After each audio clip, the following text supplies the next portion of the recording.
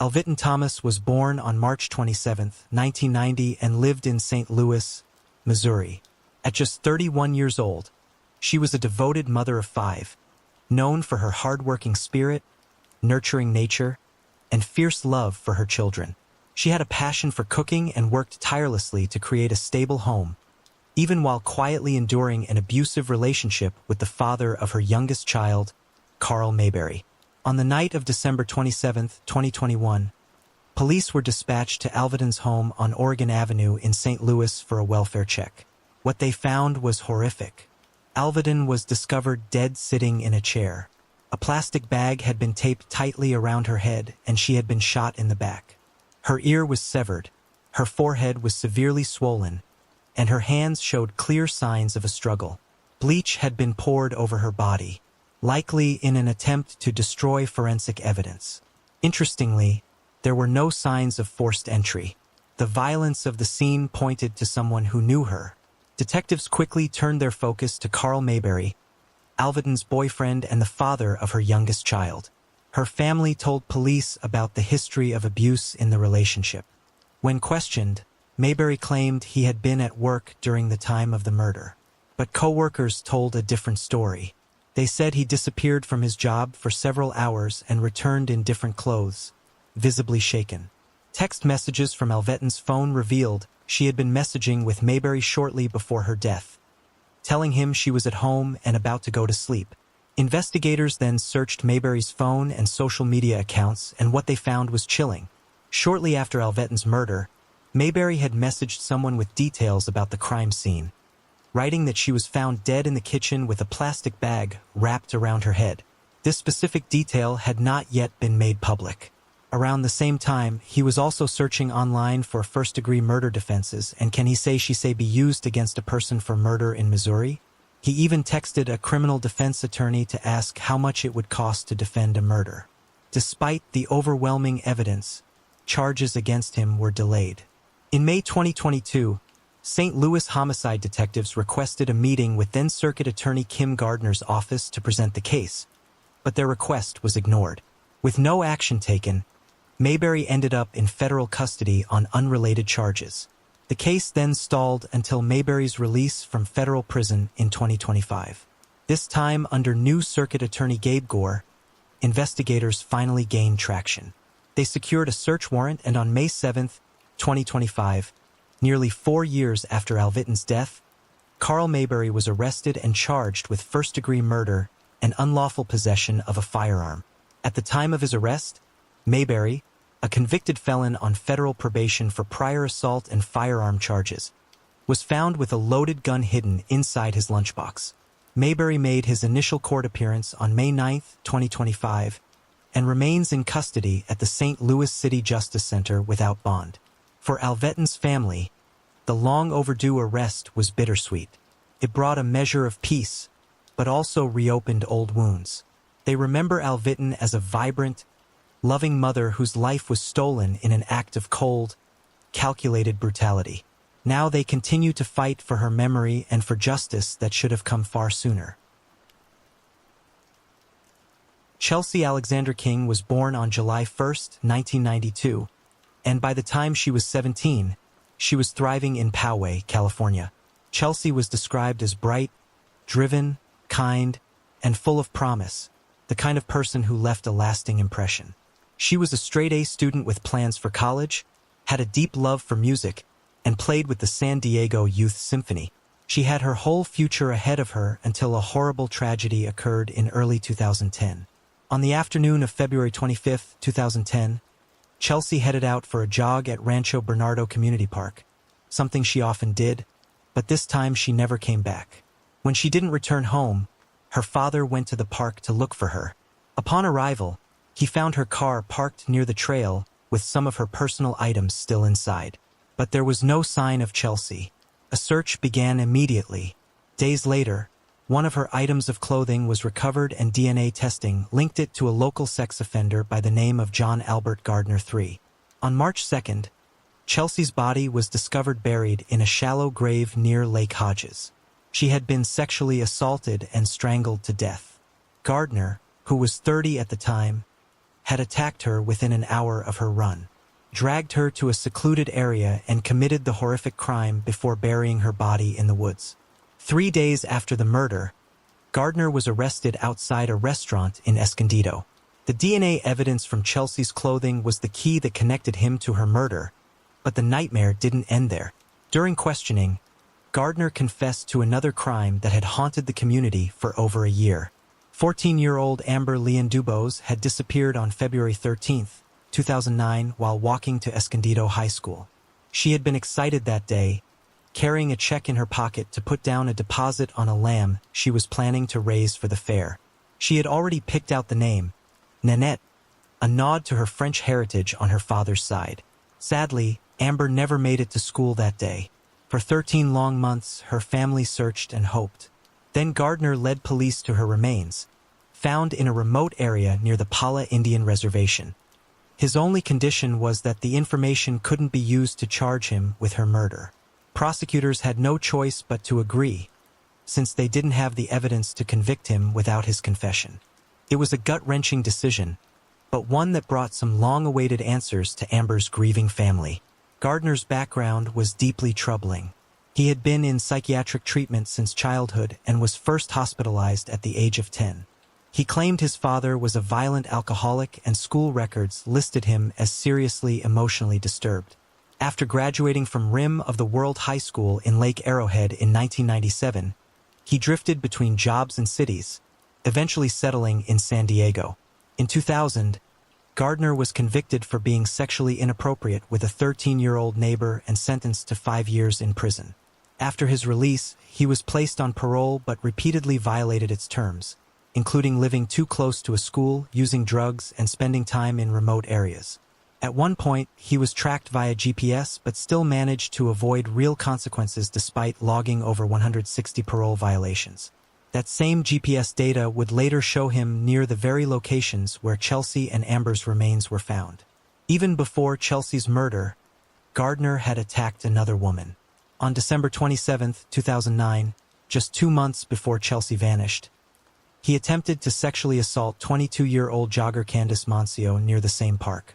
She bravely fought him off, elbowing him in the face and breaking his nose, which likely saved her life.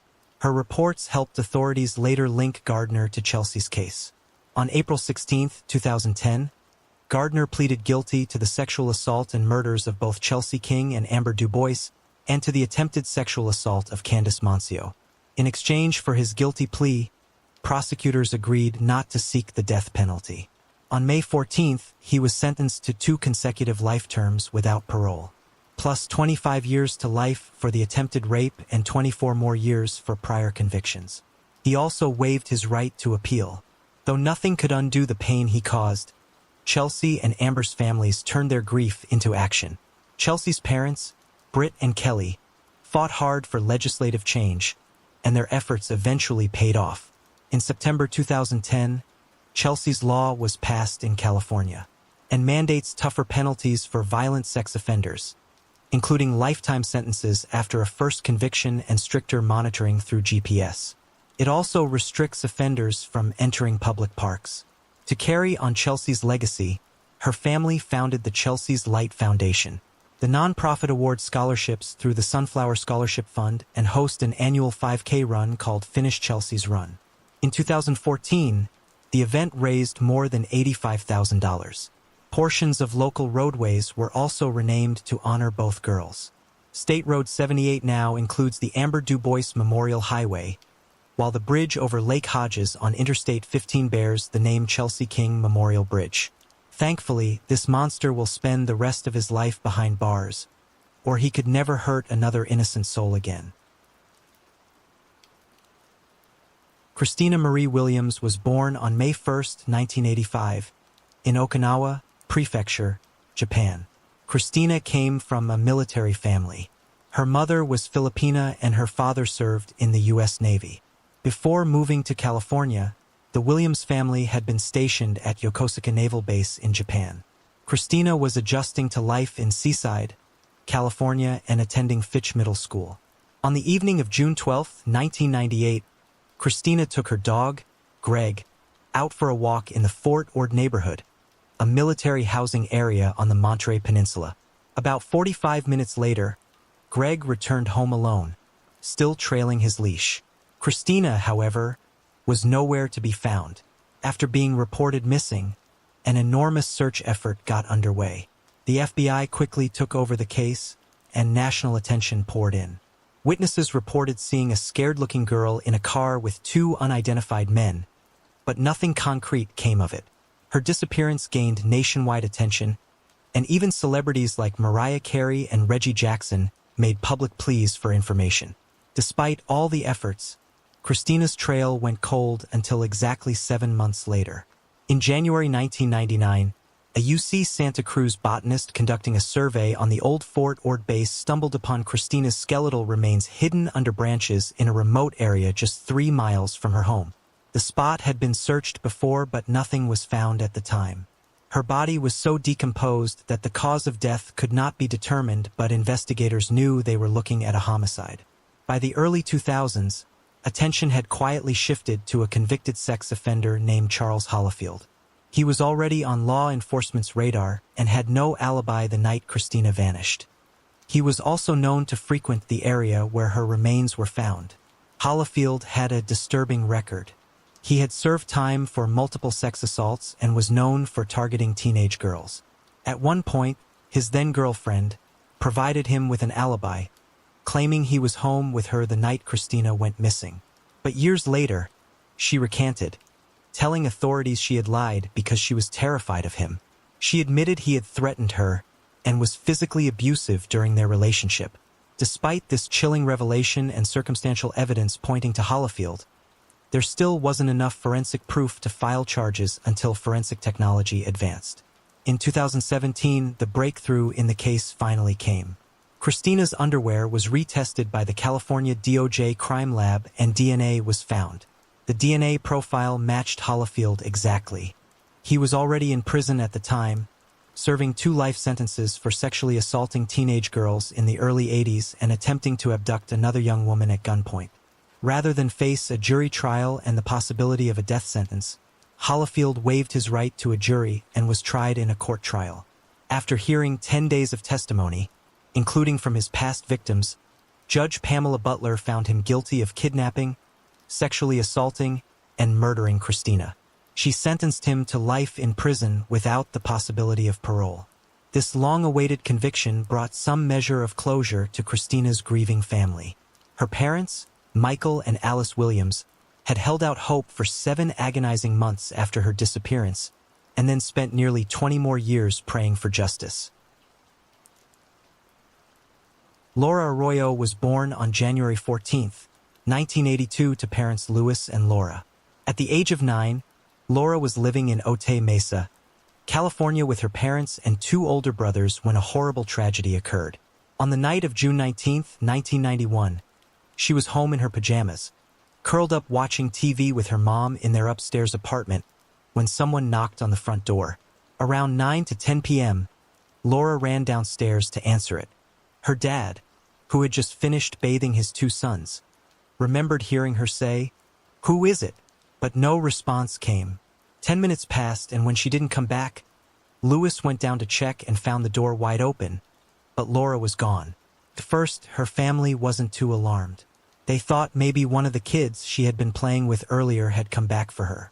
But when they went outside and started asking around, no one had seen her. That's when the panic set in.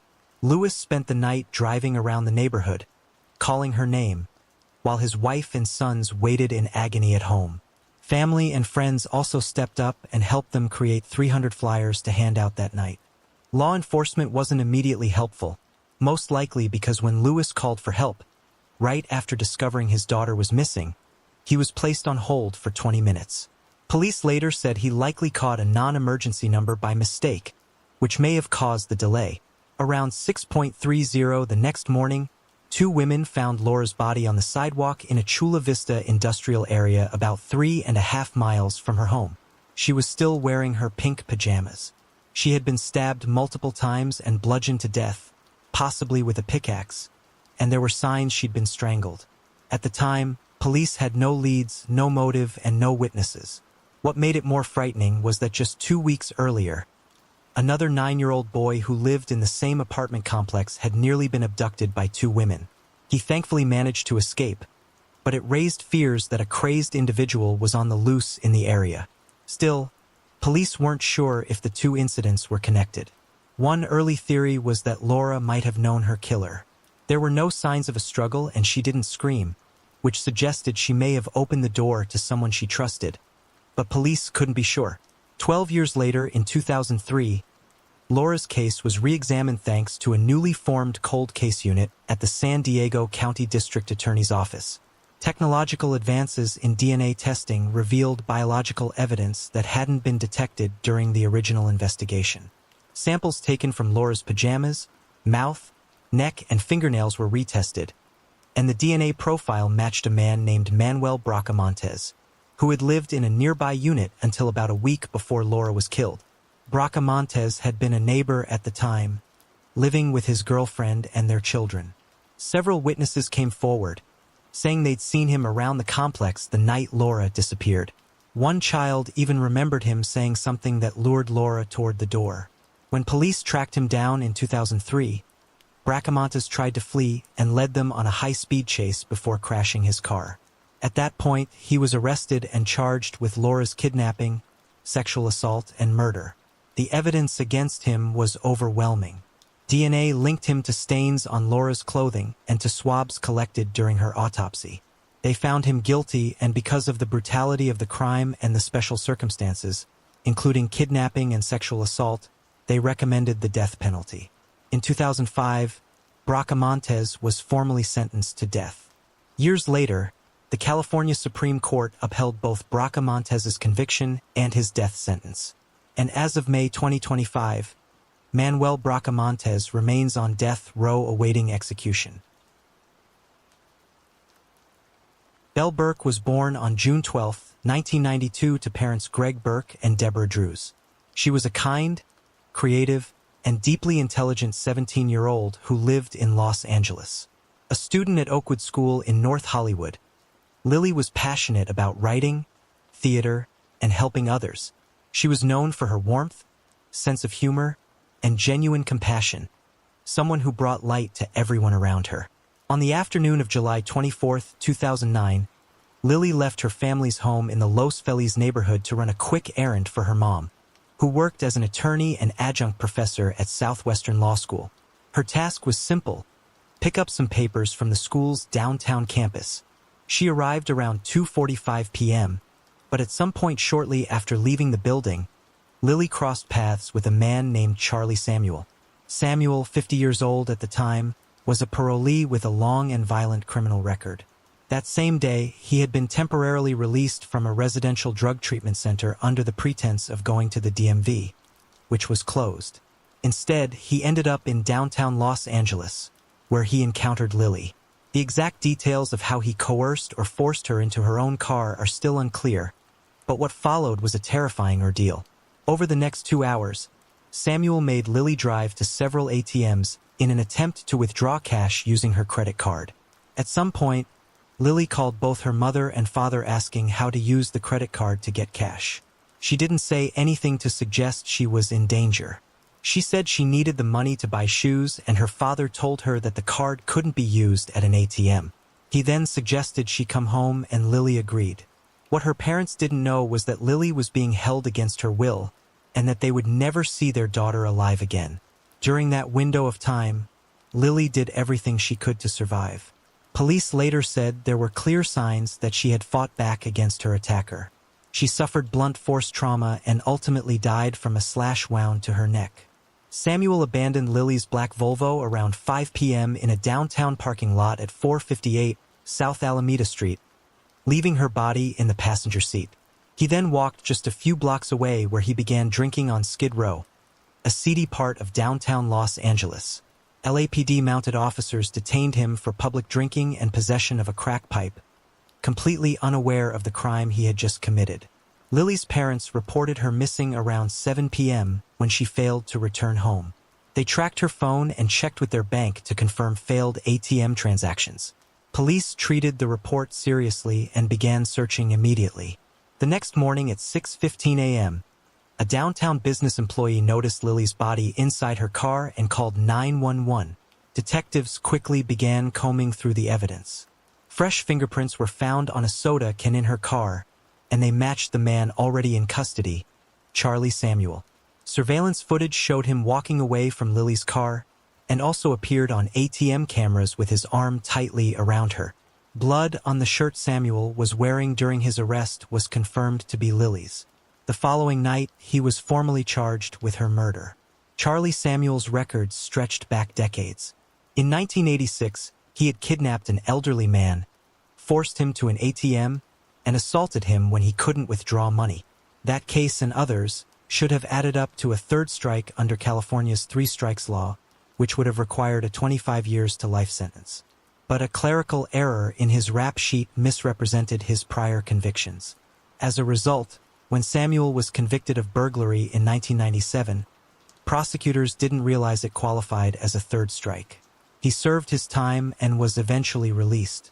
On May 27, 2010, Samuel stood in court, dressed in jail scrubs and shackled, and pleaded guilty to the kidnapping, robbery, and murder of Lily Burke. The plea deal allowed him to avoid the death penalty.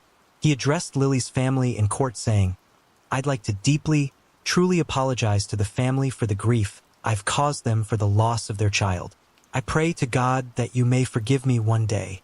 Lily's parents, sitting quietly in the front row, issued a statement afterward, saying they were satisfied justice had been served and grateful that the criminal proceedings were over. They could now focus on keeping Lily's memory alive. The tragedy of Lily's murder stunned the city of Los Angeles and prompted public outcry over the flaws in the parole system.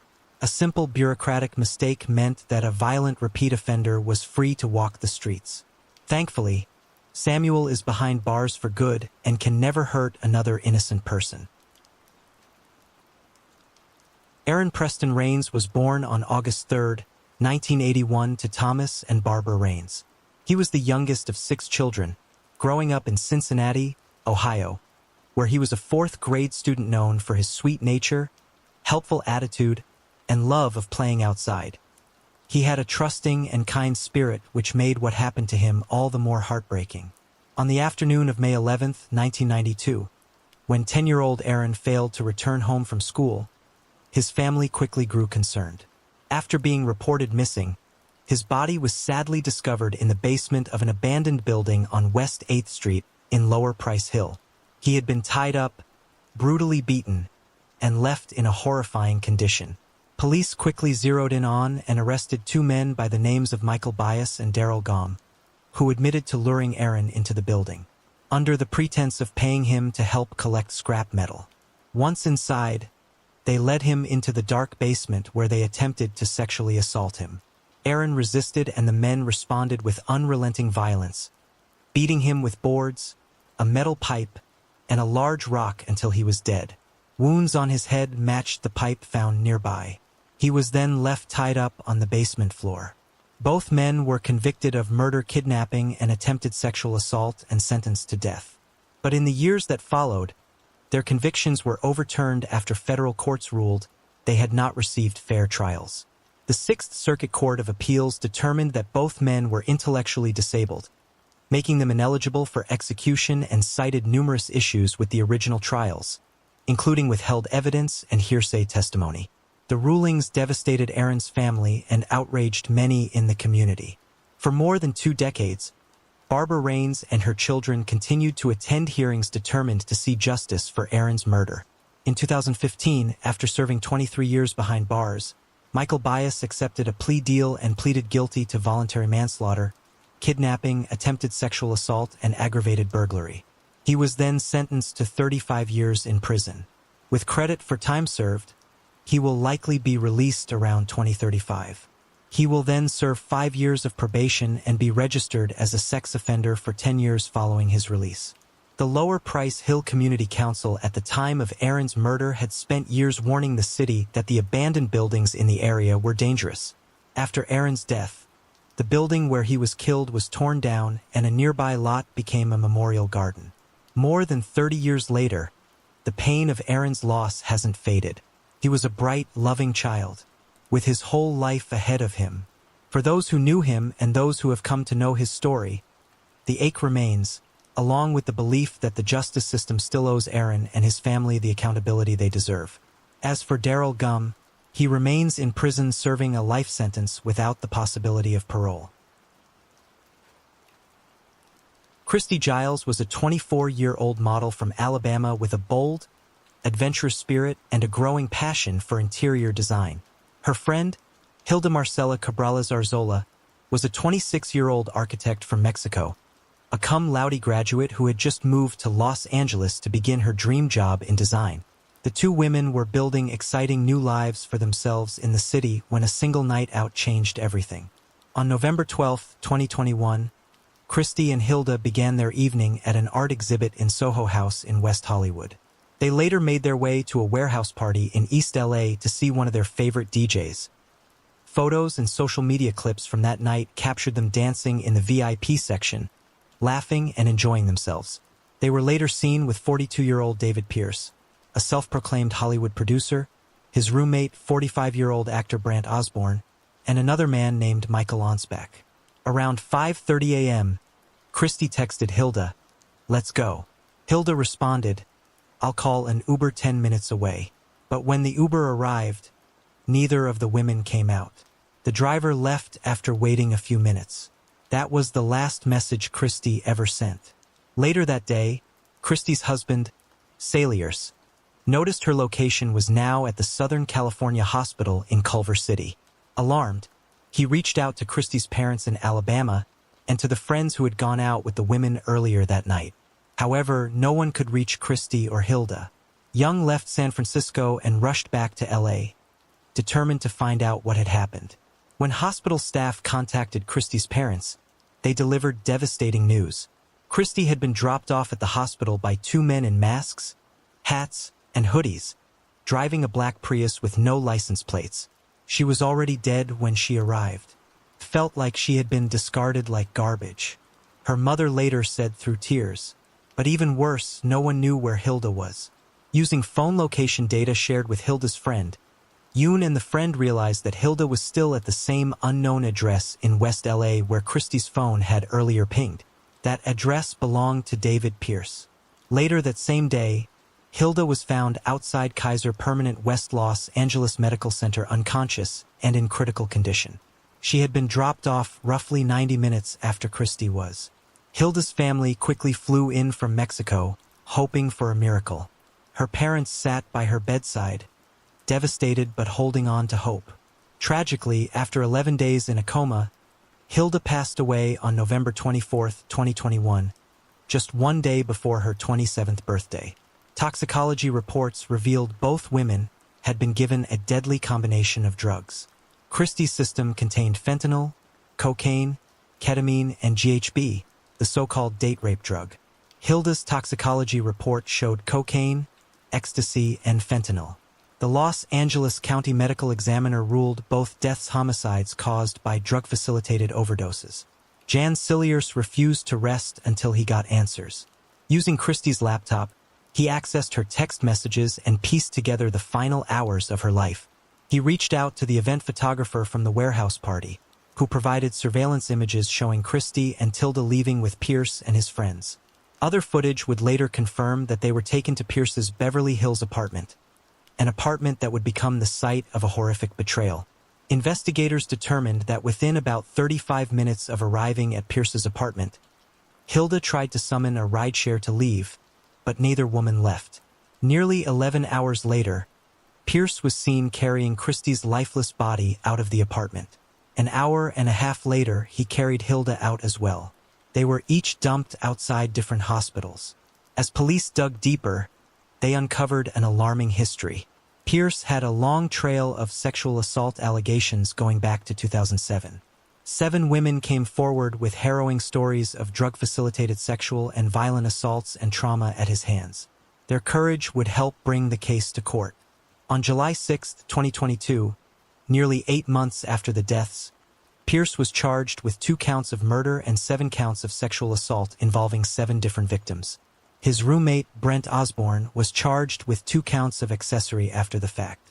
Outside of court, Osborne insisted he was innocent and declined to comment further. At trial, the jury heard the stories of the 7 women who had survived Pierce's abuse. Their testimony, combined with forensic evidence, including Pierce's DNA found under Hilda's fingernails, painted a chilling picture of a man who had preyed on women for years. On February 4, 2025, justice finally called up to him. David Pierce was found guilty of 2 counts of first-degree murder in the deaths of Christy and Hilda. He was also convicted of 3 counts of forcible sexual assault, 1 count of sexual penetration by force, 1 count of sexual assault of an unconscious woman, 1 count of sodomy by force, and 1 count of sexual penetration by foreign object. Pierce faces 148 years to life in prison and will be required to register as a sex offender for life. His sentencing was scheduled for March 13, 2025, but postponed after Pierce fired his attorney and hired new legal representation. They now plan to file a motion for a new trial. If the motion is denied on June 30, 2025, the sentencing will take place afterward. As for Osborne, the jury couldn't reach a unanimous verdict and the judge declared a mistrial. A hearing is scheduled to determine if he will face a retrial. Meanwhile, he remains out on bond. In the wake of their losses, the families of Christy and Hilda have turned their grief into action. Christy's husband, Jan, scattered her ashes in their favorite places. Her parents held a memorial service in Alabama, surrounded by loved ones and memories. Hilda's family honored her life in Mexico, lighting candles and lanterns at her favorite park, playing her favorite music, and sharing her favorite cake. Also, her organs were donated, helping others live on. Their families continue to advocate for women's safety, encouraging everyone to share their locations with loved ones, trust their instincts, and never stop fighting for justice. Gabrielle Miranda Beechin, who went by Gabby, was born on February 27, 1994, in Morgantown, West Virginia. Gabby had just completed 6th grade at Bobtown Elementary School. She was bright, kind, and loved by everyone who knew her. She adored animals, especially her pet rabbit and her Saint Bernard, and had been part of the school chorus and spelling bee. Her future was full of promise, until a horrible tragedy occurred during the summer of 2006. On the morning of June 13th, 12-year-old Gabby left her home in Greensboro, Pennsylvania for what was supposed to be a short ride on her four-wheeler, something she often did. She always wore her helmet and was careful, usually visiting neighbors nearby. But that morning, she never came back. When Gabby didn't return, her mother grew concerned and called her father. Together, they searched the area around their rural trailer. But when there was no sign of her or her ATV, they called the police. What followed was a massive search effort involving local law enforcement, the FBI, the National Center for Missing and Exploited Children, and volunteers from the community. On June 17th, 5 days after she vanished, searchers made a heartbreaking discovery. Her four-wheeler was found partially buried under manure on a nearby horse farm about 1.5 miles from her home. Investigators turned their attention to the farm's caretaker, 48-year-old Jeffrey Robert Martin. When questioned, he eventually led police to her body, which had been buried in a shallow grave not far from where the ATV was found. Cadaver dogs helped confirm the location early the next morning. Martin initially confessed to strangling Gabby after sexually assaulting her. He told police she had threatened to tell her parents and that he panicked. He said he used a backhoe to dig her grave and tried to hide the ATV. Later, he recanted and attempted to blame someone else for the murder. In May 2008, after a 6-day trial, a jury found Martin guilty of first-degree murder, sexual assault, aggravated indecent assault, and other charges. The next day, he was sentenced to death. His conviction and sentence were upheld by the Pennsylvania Supreme Court in 2014, and he was placed on death row at SCI Phoenix, a state prison in Montgomery County, Pennsylvania. In 2016, the Department of Corrections issued a notice of execution for Martin, but then Governor Tom Wolf declined to sign the death warrant. That's because Pennsylvania has had a moratorium on executions since 2015. A moratorium is a temporary halt, in this case, a decision by the governor to stop carrying out the death penalty, even though it remains legal. Death sentences can still be imposed by courts, but the state does not move forward with executions. However, Pennsylvania hasn't executed an inmate since 1999 and doesn't have plans to change that anytime soon. So while Jeffrey Robert Martin was sentenced to death, that sentence remains on hold. He is still alive and incarcerated with no current timeline for execution. But regardless of what happens legally, Gabby Beecham's memory lives on. Her light, her kindness, and her love for animals continue to be remembered by the people who loved her most.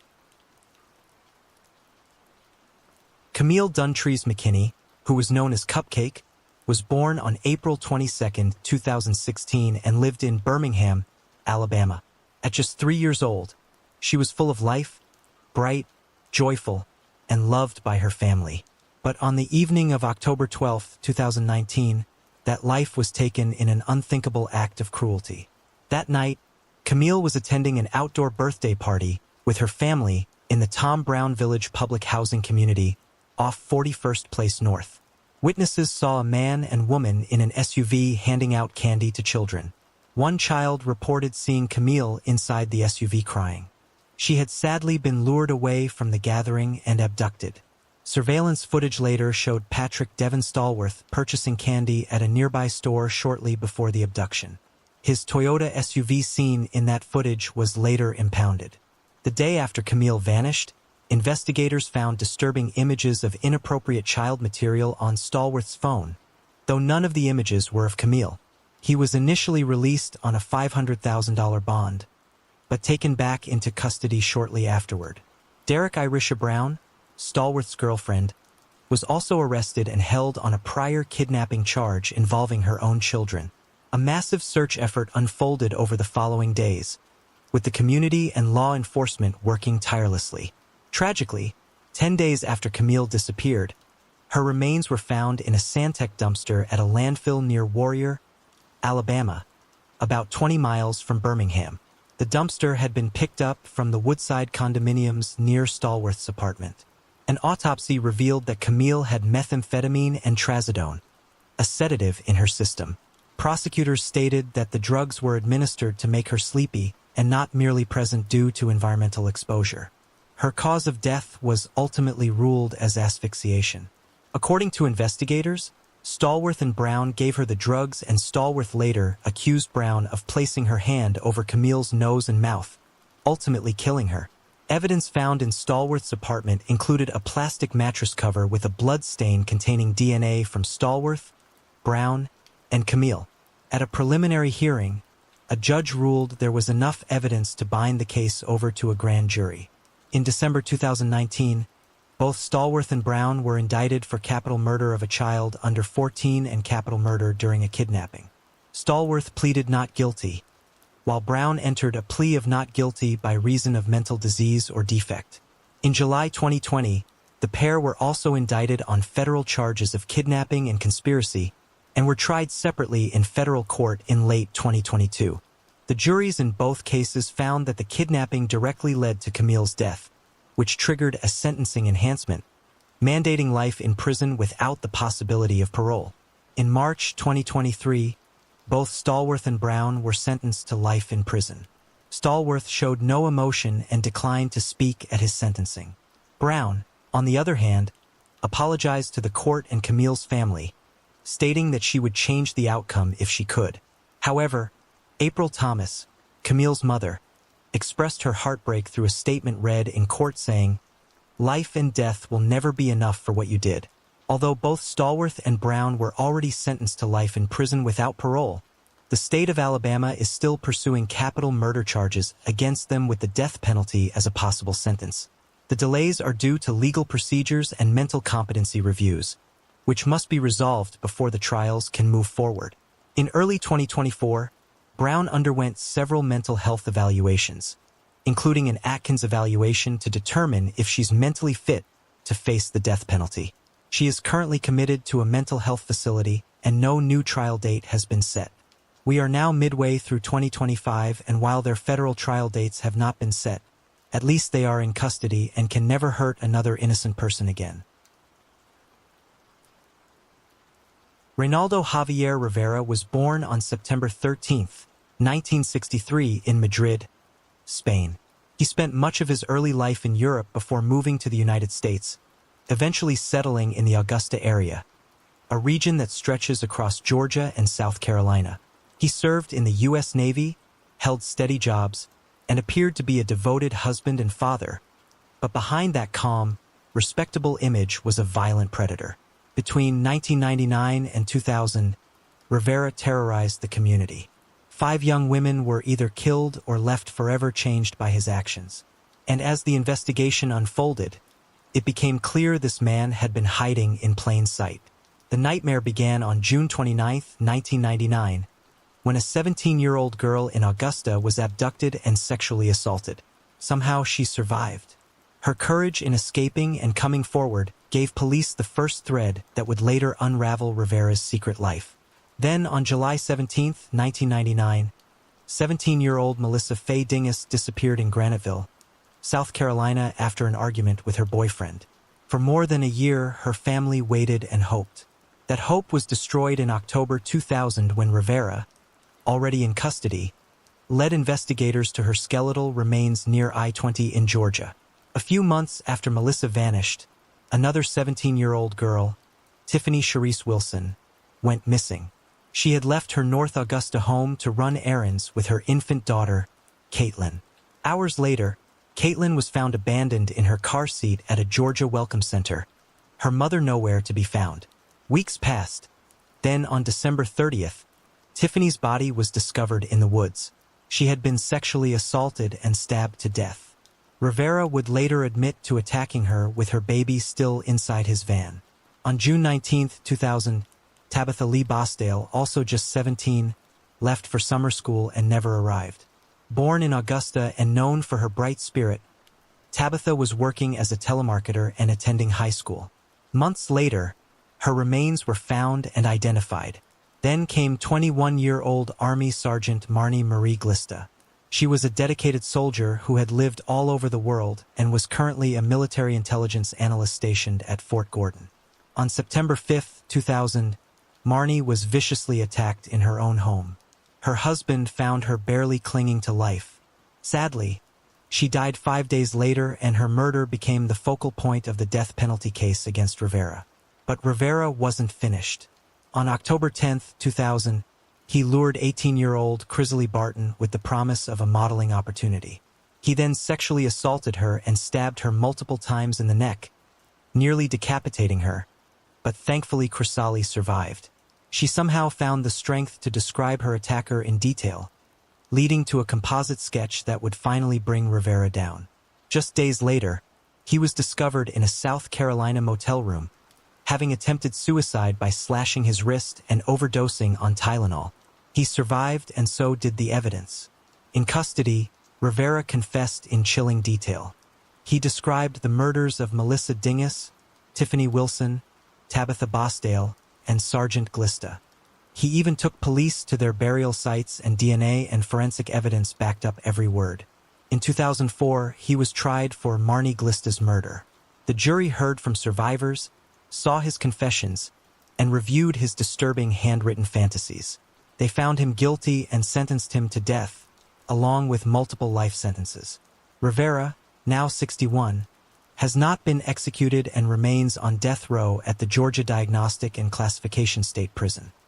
He has spent the last 2 decades filing appeal after appeal, claiming his confession was false, that his lawyers failed him, and even that he may be innocent in some of the murders he had once so clearly confessed to.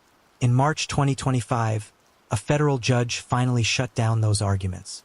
U.S. District Judge J.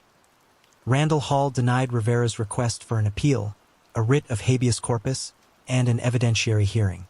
In his ruling, he rejected claims of prosecutor misconduct and ineffective counsel. Rivera's conviction and sentence still stand, yet even now he's asked for that ruling to be reconsidered. His legal team has even claimed that prosecutors hid a recorded interview taken just after his arrest, an interview they initially said didn't exist. The recording was later found in a former detective's apartment. But the court dismissed Rivera's argument, noting that he had confessed again and again, even requesting the death penalty in court and threatening to return years later with a better lawyer to escape justice. The courtroom was packed with victims' families. Kim Meek, Tiffany Wilson's aunt, was among them.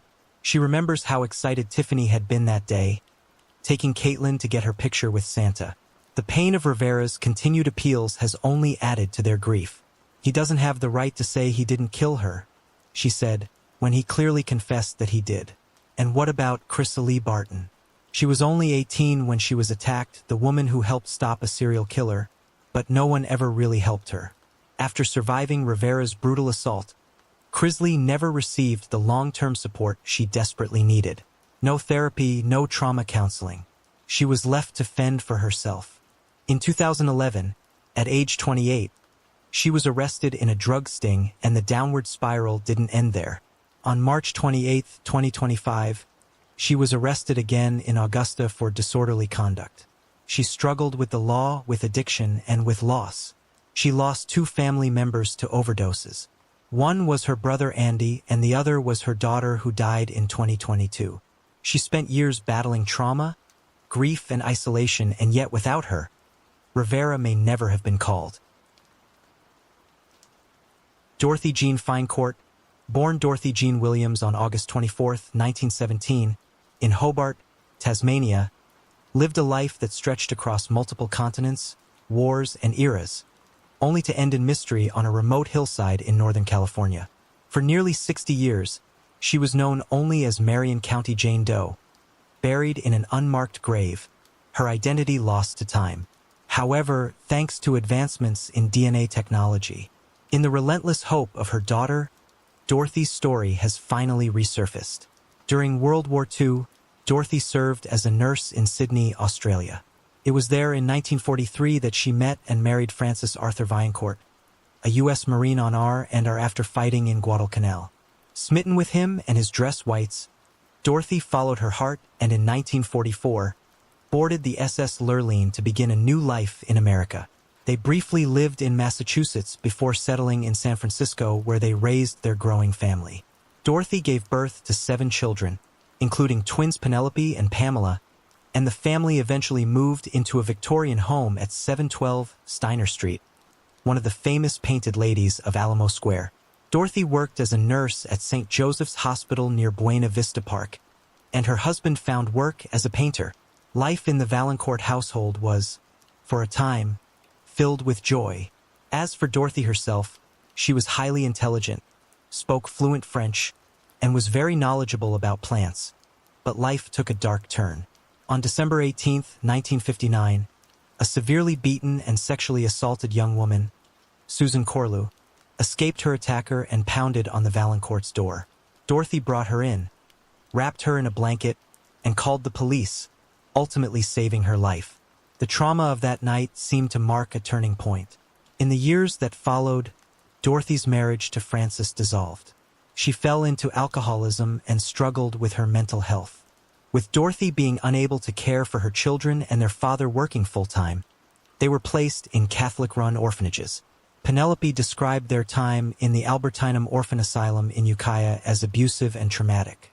Eventually, the children were labeled incorrigible and transferred to another orphanage in San Francisco. During this period, Dorothy met and married a German immigrant named Hermann Hesse in 1964. According to Penelope, Hesse was a deeply disturbing man with a violent temper. He allegedly showed the children a photo of himself in a Nazi uniform, and records indicate he was born in 1911 in Germany. The family moved to a home in Fairfax, Marin County, but happiness eluded them. When Penelope was around 14, a violent altercation between Hess and the children erupted. Penelope said Hess punched her in the face and later tried to strangle her. Her brother threatened him with a gun, and police arrested Hess after witnessing the attack. The children returned to their father's care in San Francisco, and Dorothy remained with Hess. By late 1965, their home in Fairfax was ordered to be sold to pay off debts. Soon after, Dorothy vanished without a trace. On December 18, 1966, 15-year-old Arthur Muniz was hunting near Paradise Drive in Tiburon when he discovered a decomposing body about 25 feet down an embankment. The woman was dressed in a red cotton shift dress, a tan trench coat with blue plaid lining, and white slip-on shoes. A scarf was found in her coat pocket, a cigarette pack nearby, and she wore a Westclox wristwatch. Though badly decomposed, she was described as 5 feet 2 inches, around 105 pounds, with reddish-brown hair and full upper dentures. A wire suture near her eye suggested prior facial surgery. The coroner estimated she had been dead for 2 to 3 months, likely since late September 1966. Despite fingerprinting and a statewide bulletin, no identification was made.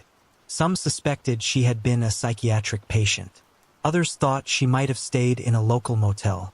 Fireman Thomas Murphy came forward to say that a woman matching the Jane Doe's description had visited the Trestle Glen fire station in late September, asking to stay the night. When denied, she asked to borrow a car. She was last seen walking toward Tiburon Boulevard. Her cause of death was inconclusive, no broken bones, no clear signs of trauma, but she had clearly died alone. Speculation ranged from hypothermia to she took her own life to foul play. However, without answers, she was buried as a Jane Doe at Mount Tamalpa Cemetery in San Rafael. In 2022, the Marin County Sheriff's Office reopened the cold case with help from the California DOJ and Othram Inc., a forensic genealogy lab in Texas.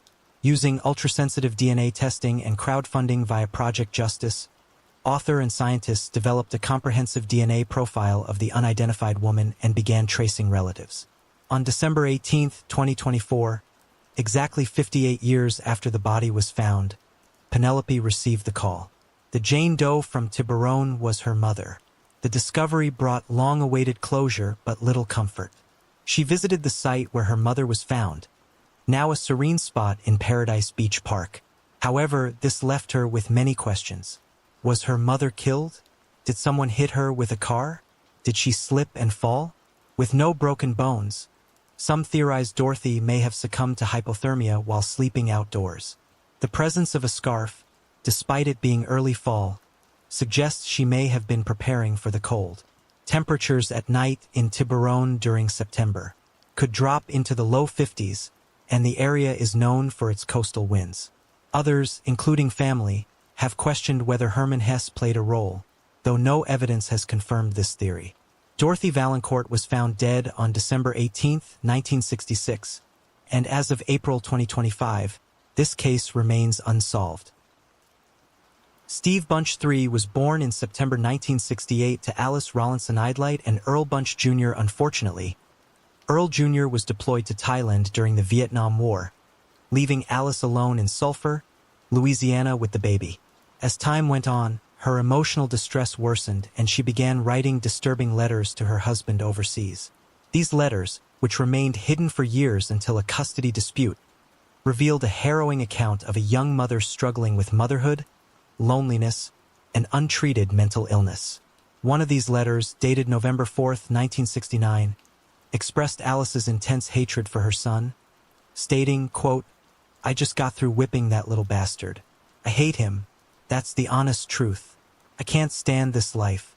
God had to punish me by letting me have that little brat. I wish I would have died when he was born. I believe I could do it. I'm serious." Just a month later, on December 9, 1969, confessed her darkest thoughts, expressing a desire for her son's death, saying, quote, "I feel as if he would die tomorrow. Wouldn't care. To me, he is the one who ruined my life." Unquote. These letters further reveal Alice's growing obsession with her son and her desire to take his life before he became spoiled. These writings were kept by her husband who, at the time, dismissed them as cries for help or exaggerations caused by stress. He had tried to take an emergency military leave when he sensed something was amiss, but his request was denied. Then, on January 20, 1970, Earl Jr. received some devastating news. His son was dead. The story he was given was that Earl fell off a bed and sustained a fatal injury. However, the truth was far more sinister. On January 19, 1970, when Alice brought her son to the emergency room at West Calcasieu Cameron Hospital, he was described as limp and gasping for air. X-rays revealed multiple skull fractures and a broken shoulder.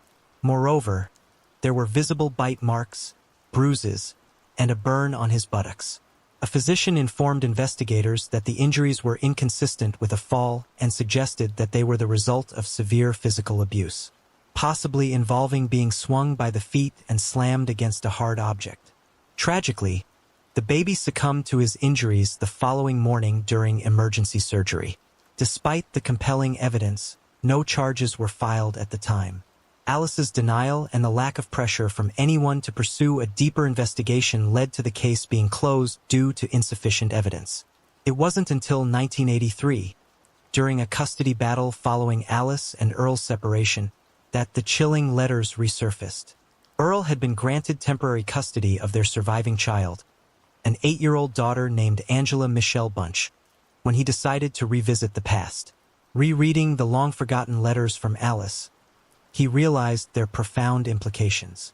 Subsequently, he contacted the doctor who had treated their son and was horrified to learn the full extent of baby Earl's injuries.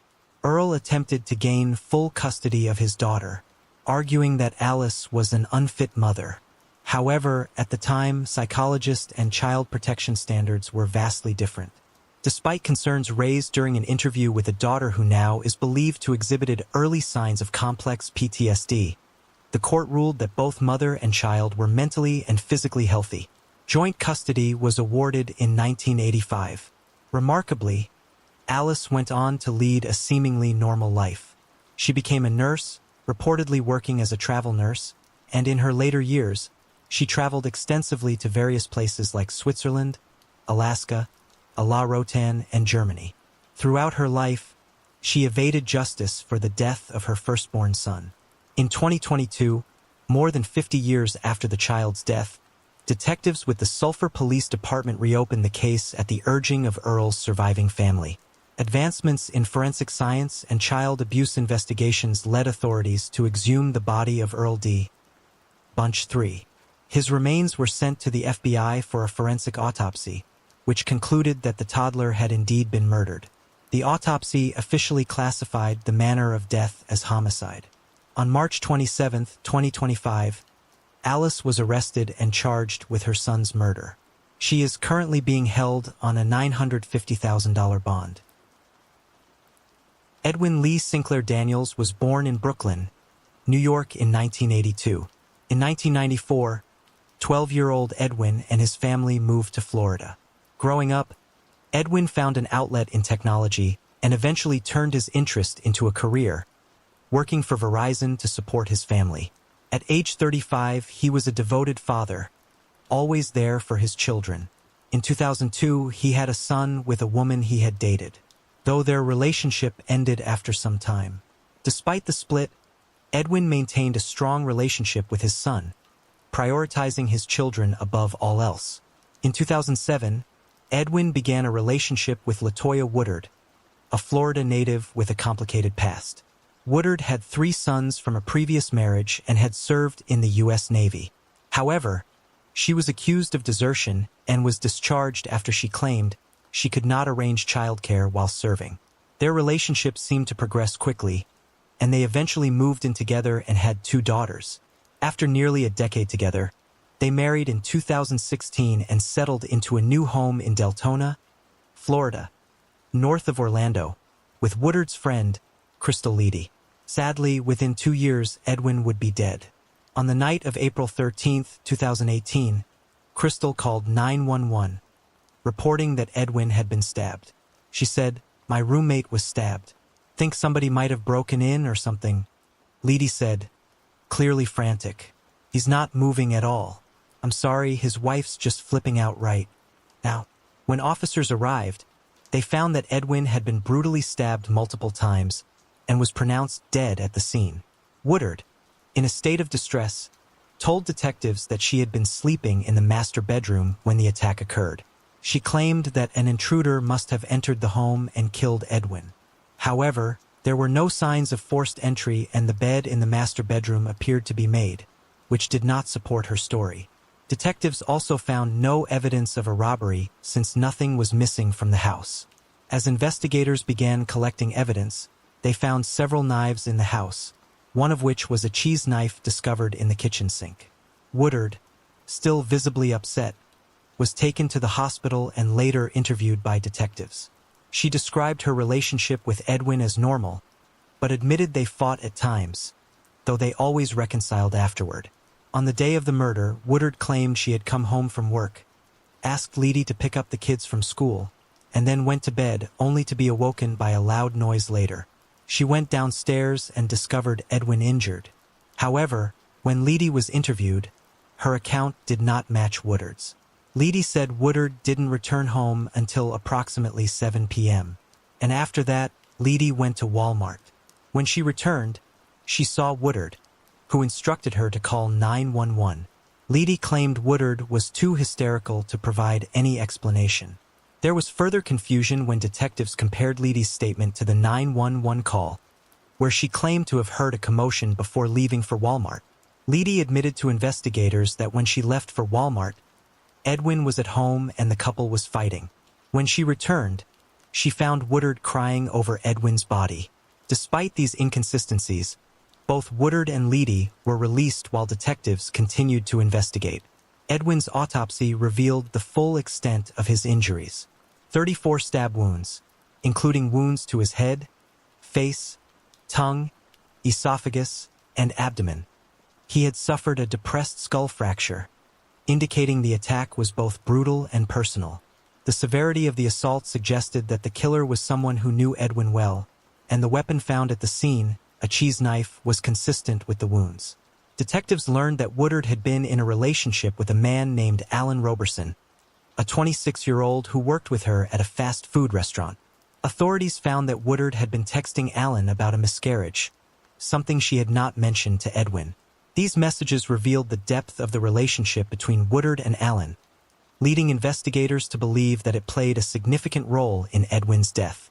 Alan's employer reported that he had a meltdown at work on the day of the murder, and Woodard was seen visiting him that afternoon. When detectives tried to interview Alan, he refused to speak without a lawyer. Their investigation into his alibi revealed that he had been at home with his mother and sister. But the lengths he went to protect Woodard raised red flags. Authorities later subpoenaed Alan in September 2018, offering him immunity in exchange for his testimony against Woodard. However, his interview yielded no new information. His evasiveness only reinforced investigators' belief that he was protecting Woodard. Despite Alan's unwillingness to cooperate, investigators felt they had enough evidence to move forward with charges against Woodard. On November 15, 2018, Woodard was arrested. It was then revealed that Edwin had a $100,000 life insurance policy through his work, and Woodard had attempted to claim the payout shortly after his death. This added a financial motive to the already mounting evidence against her. On February 7, 2020, Woodard was found guilty of second-degree murder. The jury deliberated for just under 2 hours before returning a guilty verdict. She was then sentenced to life in prison without the possibility of parole on July 15, 2020. Now 37, Woodard is incarcerated at the Homestead Correctional Institution for Women, where she will remain for the rest of her life. Megan Nichols was born on July 18, 1998 in the small farming community of Fairfield, Illinois. At just 15 years old, she was known as an energetic and happy young lady who brought joy to those around her. Megan was a promising student at Fairfield High School, a dedicated cheerleader, and an athlete. However, everything changed on the evening of July 3, 2014, when Megan went missing. Megan's mother, Kathy Jo Hutchcraft, had planned to go shopping that evening, but Megan, who was feeling unwell, decided to stay home. When Kathy Jo returned about an hour later, Megan was strangely gone. In Megan's room, Kathy Jo found a note, which seemed to have been written by Megan, stating she had run away because, according to the note, she would never be happy at home. However, her mother felt these words were out of character for her daughter and immediately knew something was wrong. Megan's cell phone was also missing, and when it was later found, it had been wiped clean of all data, including photos, contacts, and messages. This was yet another sign that something sinister had happened. As Kathy Jo's worry grew, she noticed unusual activity in Megan's bank account. Surveillance footage from a local ATM showed Megan on her bike, withdrawing money just before her disappearance. What stood out to Kathy Jo was a car seen in the background of the video. That car turned out to be Brody Merbarger's car, who Megan had been secretly dating. Even though Kathy Jo had suspected it, Megan never confided in her about the relationship. Brody, 18 years old at the time, had been dating Megan during the summer of 2014. Although Kathy Jo had her suspicions about their relationship, she didn't know just how serious it had become. Kathy Jo had also found text messages between Megan and Brody suggesting their relationship had turned romantic. She had tried to intervene by confiscating Megan's phone, but Megan continued to stay in contact with Brody, and the two had even planned to run away together. Kathy Jo had witnessed firsthand how Merbarger manipulated her daughter. He showed up at their house after Kathy Jo forbade Megan from seeing him, telling her that she was too controlling and needed medication. When Kathy Jo responded by asserting her authority as a mother, Merbarger texted her, threatening to involve Child Protective Services. Kathy Jo refused to engage with him, but it was clear that Merbarger was becoming more manipulative and controlling. Even with that, authorities initially considered Megan's disappearance to be a runaway case. However, Kathy Jo and her family refused to believe this theory. Merbarger would become a prime suspect in 2016 when his car was involved in a crash. The FBI managed to track down the car, which had been sold to a salvage yard after the accident. Testing revealed a blood stain in the car's trunk that was confirmed to be Megan's blood, a discovery that left everyone, including Merbarger's best friend Kyle Ellis, who didn't believe Merbarger was involved in Megan's disappearance, shocked. In addition to the blood in his car, Merbarger also provided investigators with multiple inconsistent accounts of the night Megan disappeared. His story continued to shift with each new explanation raising more questions. Plus, his failure to provide a solid alibi only further deepened the suspicions surrounding him. Regardless of the blood, Megan was still nowhere to be found. 3 years later, in 2017, Megan's remains were found buried in a rural area in Wayne County, just outside their hometown. Her cause of death was determined to be asphyxiation, likely caused by homicidal violence. The case quickly shifted from a missing person investigation to a homicide investigation. Despite the evidence, he was not arrested immediately. The case took another turn when his best friend Kyle was brought into the investigation. In 2020, 2 FBI agents came to Kyle with alarming news. They had evidence suggesting Merbarger was involved in Megan's murder. They also proposed an unusual plan. They wanted Kyle to confront Merbarger and wear a wire during the conversation. After days of deliberation, Kyle agreed, understanding the gravity of the situation. Kyle had known Merbarger since high school, and their friendship had been a close one. The two had been valedictorians at Fairfield Community High School. Both smart, ambitious kids who wanted to escape the confines of their small-town life. The friendship he had with him was built on years of shared experiences and mutual respect. However, when Kyle learned of Megan's disappearance, his first reaction was to text Merbarger, not to get the details of what happened, but to offer advice, particularly urging him not to talk to anyone without a lawyer. Merbarger, however, repeatedly spoke with authorities, offering conflicting statements about his whereabouts and involvement in Megan's disappearance. Faced with mounting evidence, agreed to help the FBI. They instructed him to confront Merbarger while wearing a wire. On July 2, 2018, Kyle met with Merbarger and the conversation took a tense turn. Kyle asked Merbarger about the blood in his car, and his response was chilling, quote, "I would like to know that too," unquote. When Kyle asked him if he had killed Megan, Merbarger denied it, but his words seemed to hint at a deeper truth. He suggested he couldn't have been physically capable of strangling someone, but implied that someone with anger issues might have done it. Kyle described the exchange as a pin-drop moment. While Merbarger's statement didn't constitute a confession, it was the closest he came to one. The FBI had long suspected that Megan had been strangled in a fit of rage, and Kyle's recording helped solidify the case against Merbarger. 6 years passed before Merbarger was finally arrested and charged with first-degree murder in 2020. In the end, he was found guilty and sentenced to 50 years in prison. Shelley was born on July 25, 1969, and grew up in Arkansas. She later moved to Cairo, Texas, where she lived with her boyfriend Ronnie Hendrick and their 2 children, 12-year-old Kayla and 9-year-old Dustin. At 32, Pam, tired of her troubled relationship with Hendrick, finally decided to leave with the children and return to Arkansas. Unfortunately, her plans were cut short by the one person she was trying to get away from.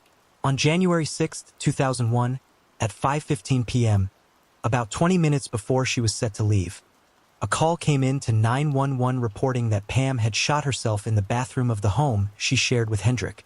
When the police arrived at the house, Pam was already in an ambulance on her way to the hospital, and Hendrick was with her, making him unavailable for immediate questioning. At the scene, police observed blood on the bathroom floor and walls, and a pistol was found on the counter. While the gunshot wound appeared consistent with a self-inflicted injury, investigators were suspicious. When they were finally able to question Hendrick, he reiterated that Pam had shot herself. According to his statement, he had been outside when he heard the gunshot, rushed inside, and found her on the bathroom floor, bleeding from the head. He also claimed that he shielded Kayla and Dustin from seeing their mother's body. Hendrick suggested that Pam had been depressed about returning to Arkansas due to family issues, particularly her strained relationship with him and Kayla. However, Pam had been moments away from leaving Hendrick, and it didn't make sense that she went through the trouble of packing up all their belongings only to turn around and shoot herself. Sadly, Pam was declared brain dead at the hospital, and after being taken off life support, they ruled she took her own life. The medical examiner's report supported Hendrick's version, noting a contact wound with the gun positioned at the side of Pam's head. However, Sheriff Carl Bowen, who had been part of the original investigation, was unconvinced. Bowen, familiar with Hendrick's abusive tendencies, found it hard to believe that Pam, a woman who was on the verge of escaping an abusive relationship, would take her own life. In the years following Pam's death, the case went cold, but Bowen, now a more senior member of the Dewitt County Sheriff's Office, could not let the case go. In 2008, he pushed to reopen the investigation, believing there was more to the story, especially in light of Hendrick's history of domestic abuse.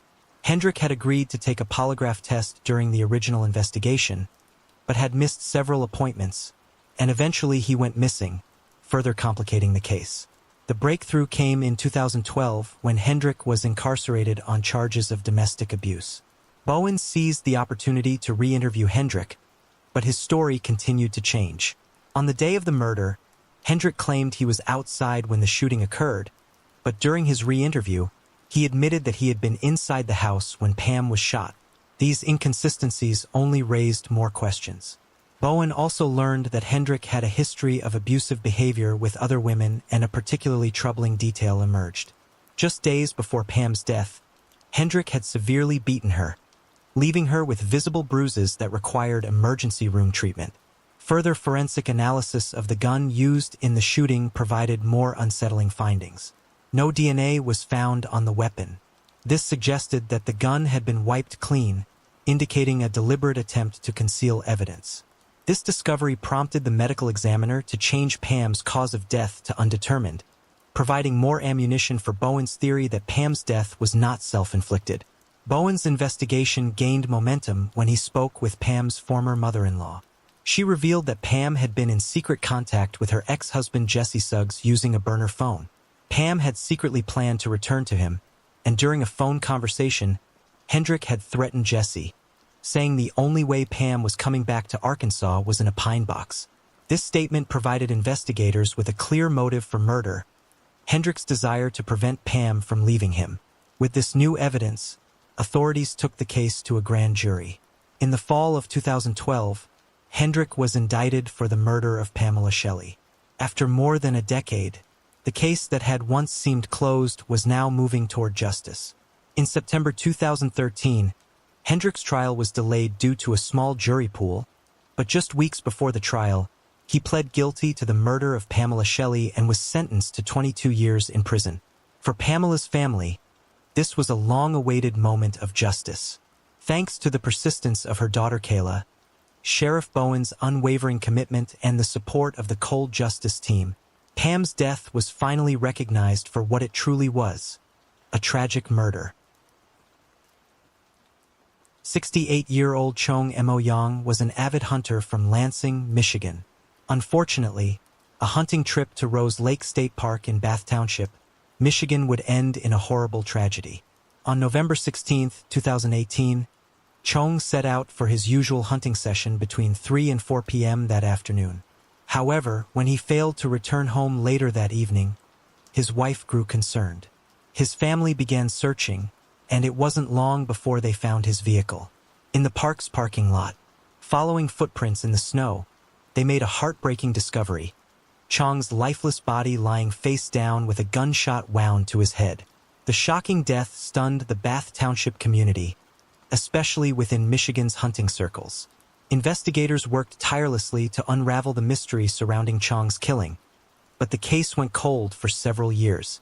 It wasn't until witness testimony, a critical piece of evidence, and the discovery of a plastic bag with hunting spray near the scene that investigators honed in on a suspect, 35-year-old Thomas Olson of Grand Blanc Township. Investigators determined that Olson killed Chung and stole his belongings, including his headlamp, knife, backpack, and shotgun. They were able to identify him using DNA found on the plastic bag. They also discovered text messages between him and his friend Robert Rodway that hinted at both of them being involved in the murder. One message included a photo of the two men in hunting gear at Rose Lake with the caption, "A couple of cold-blooded killers revisiting the crime scene," while another referred to a poster seeking tips about Chung's killing, saying "they haven't caught ya," later updated to us. The content of these messages, coupled with Olson's search for news about the death before authorities publicly released information, was quite damning. In December 2022, both men were arrested and charged with murder. However, in September 2023, Rodway's charges were dropped due to issues with evidence admissibility. In February 2025, Olson was found guilty of second-degree murder and felony firearm possession. He was then sentenced to 22.5 to 60 years in prison, with an additional 2 years for the firearm possession. For the Young family and many others in the hunting community, the conviction brought a sense of closure, though the pain of their loss would never truly fade. Danita Monique Smith was born on November 20, 1981 to Sharon Cook and Calvin Smith. A native of Charlotte, North Carolina, Danita was known for her intelligence, kindness, and determination. After graduating from West Charlotte High School in 2000, she went on to earn her bachelor's degree in English from North Carolina Central University in Durham. Danita was a bright, driven young woman, deeply devoted to her family, her faith, and her goals. She regularly attended University Park Baptist Church and was passionate about her future career. She returned to NCCU as a full-time graduate student, working towards her master's degree while serving as a photojournalist for the campus newspaper. In her personal life, Danita seemed just as grounded. She was newly engaged to Jameer Stroud, a Greensboro police officer whom she often described as the perfect man. To friends and family, it looked like she had everything lined up: a promising career, a loving fiancé, and strong family support. What Danita didn't realize was that her relationship had hidden complications. Before proposing to Danita, Dermier had been romantically involved with a woman named Shannon Crawley, a 911 dispatcher who lived in Greensboro. The relationship between Dermier and Shannon had ended, but Shannon struggled to move on. She was fully aware of Dermier's engagement and couldn't seem to let go of the past. Things reportedly took a turn when Shannon saw Dermier and Danita together at church, holding hands. This moment appeared to have fueled Shannon's growing jealousy. On January 4, 2007, around 8:10 a.m., a maintenance worker at Danita's apartment complex, Campus Crossings, heard a gunshot. Shortly after, he noticed a woman running away from the building and driving off in a burgundy Ford Explorer, visibly upset. At first, there was confusion, with some thinking there may have been an accident.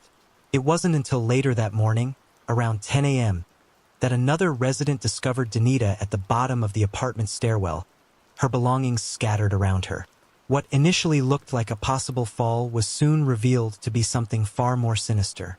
Danita had been fatally shot. As police began their investigation, they quickly learned about Danita's connection to Jameer Stroud. and soon after about Jermier's past relationship with Shannon Crawley. Plus, the burgundy Ford Explorer that was spotted leaving the scene was found to be registered to Shannon. When detectives brought her in for questioning, they immediately noticed inconsistencies in her story. She claimed she'd been late to work that morning because she was taking her child to a doctor's appointment, but the pediatrician's office confirmed she never showed up. Cell phone records placed Shannon in Durham both the day before and the day of the incident, suggesting she had been in the area more than once. A search of her home turned up uniforms matching the description given by the maintenance worker.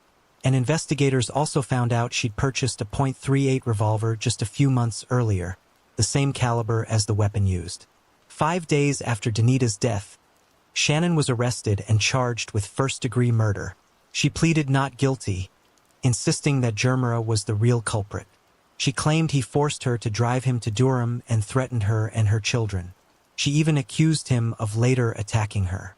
But investigators uncovered no credible evidence to support her story, with her phone records, witness testimony, and physical evidence contradicted her claims. In the end, she was found guilty of first-degree murder and sentenced to life in prison without the possibility of parole. In June 1985, the quiet town of Greyhawk, Kentucky was shaken by a tragedy that would forever alter the lives of the Morris family. Edwin and Bessie Morris, ages 65 and 69, two beloved pillars of their community, were brutally murdered in their own home. The shocking details of their deaths, which included being tied up, beaten, and shot in cold blood, sent ripples of horror through the peaceful town, as the case marked the first double homicide in Jackson County's history. Edwin and Bessie, known for their kindness and community spirit, had built their lives running a grocery store, post office, and gas station. They were a lifeline to many, often helping those in need and hiding cash and styrofoam cups in their freezer to avoid theft. On June 16, 1985, the killers gained access to the Morrises' home, claiming they had run out of gas. This deceitful plea was met with the kindness of Edwin and Bessie, who invited the strangers in. But what followed was unspeakable violence. Once inside, the suspects gagged Edwin and tied his hands behind his back. He was later found dead on the kitchen floor. Bessie, on the other hand, was found on a bed in the bedroom with her hands and feet tied together behind her back. Edwin had been shot twice in the head, while Bessie was shot twice in the back. Ballistics determined that the murder weapons were a .38 caliber gun and a .357. They also found 9mm Luger bullets. It appears the killers used pillows to try and muffle the sound of the gunshots. Missing from the home was a diamond cluster ring, a set of diamond earrings, and a .38 caliber handgun. The crime was eventually traced back to Benny Lee Hodge, Donald Bartley, and Roger Epperson. The three men had gone to the Morris home with the purpose of robbing them. Once inside, the men knocked Edwin to the kitchen floor. Bartley, who was still outside, said he heard gunshots at that point. Once the men returned, they had a sack full of money estimated to contain $35,000. They also stole the ring, earrings, and a .38 caliber handgun. That gun, along with the two murder weapons, was tossed in the river at the bridge that goes into the Daniel Boone National Forest. After that, they burned Hodge's shirt and shoes. Hodge's wife, Sherry Hamilton, later said that he admitted to the murder following a scuffle with Edwin. He said it was he and Bartley and not Epperson who committed the murder. Once Edwin was dead, Bartley allegedly took Bessie in the bedroom and fatally shot her. Hodge also shot Bessie to ensure she was dead. After the crime, Sherry was given the ring and earrings that was stolen from the Morrises' home. In a chilling turn of events, one of the perpetrators was revealed to be the son of Edwin's best friend. Before the men were arrested, they also murdered Tammy D. Acker. On August 8, 1985, between 9 and 10 p.m., the men broke into the Acker home where she and her father, Dr. Roscoe J. Acker, were.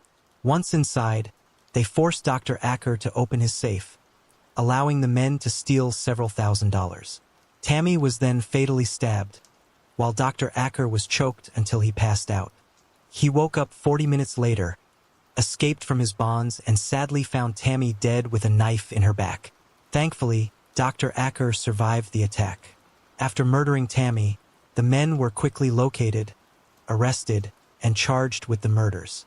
In the end, both Roger Epperson and Benny Hodge was convicted and sentenced to death.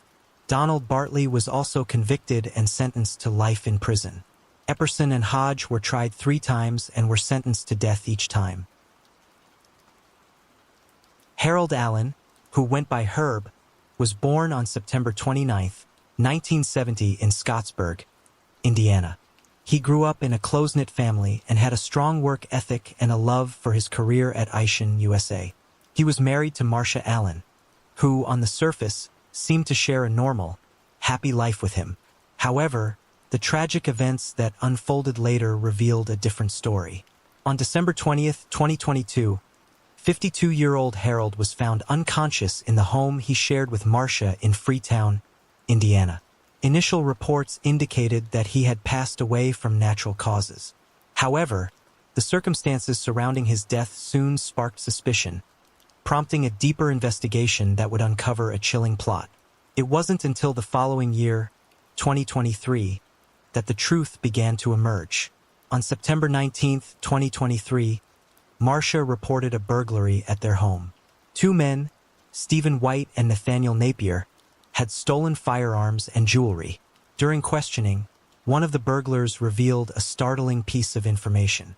Ashley Jones, Marcia's daughter, had confided in him that her mother had murdered her husband by poisoning him.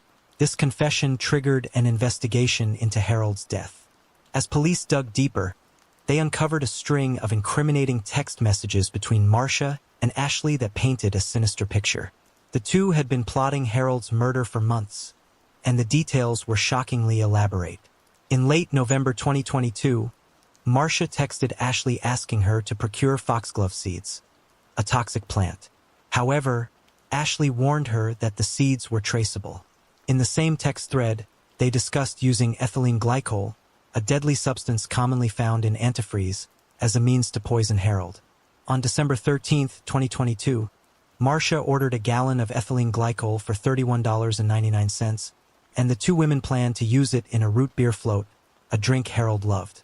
Just days later, on December 19th, Ashley texted her mother, excitedly reporting that the substance had arrived.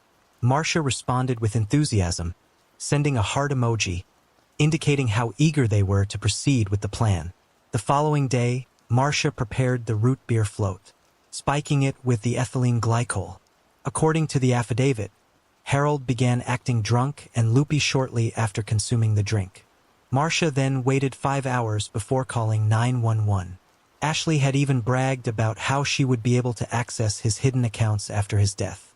However, police would never be able to arrest Marcia because she took her own life on October 16, 2023. Just 1 day before her death, Marcia had been questioned by police. Ashley was also interviewed and admitted to ordering the poison, but claimed her mother was the one who had actually administered it. However, investigators had enough on her as well. They had discovered an exchange that took place in November 2022, when Ashley texted her mother about the big plan and expressed her impatience with the slow pace of their efforts. Marcia responded with frustration, saying, "I need this to be over. I wish it would reach its climax and be done, It was clear that they were both eagerly awaiting the moment when their plan would come to fruition. 2 days after her mother took her own life, Ashley was arrested and charged with multiple offenses, including 2 counts of murder, conspiracy to commit murder, and consumer product tampering. Further investigation revealed that Ashley had been involved in another suspicious death, the death of her husband, Tierson Jones, in 2019. Tierson was found dead just days after receiving an inheritance from his great-grandfather. Ashley's actions surrounding his death raised red flags, as she had quickly cremated his body before his family could request an autopsy. She claimed Tierson had died from alcohol poisoning, but his family remained suspicious. At the time, Tierson's uncle, William White, spoke out, saying that Ashley had prevented the family from investigating his death, and had even hurriedly arranged the cremation. Law enforcement has stated they are aware of the claims surrounding Tierson's death, but no investigation has been formally opened. Currently, Ashley's trial date is set for August 4, 2025, and while the focus remains on Harold's murder, her husband's death remains open. Early 2022, 26-year-old Thomas Pearson III lived in Evesham Township, New Jersey, where he was an aspiring writer and solar energy salesman.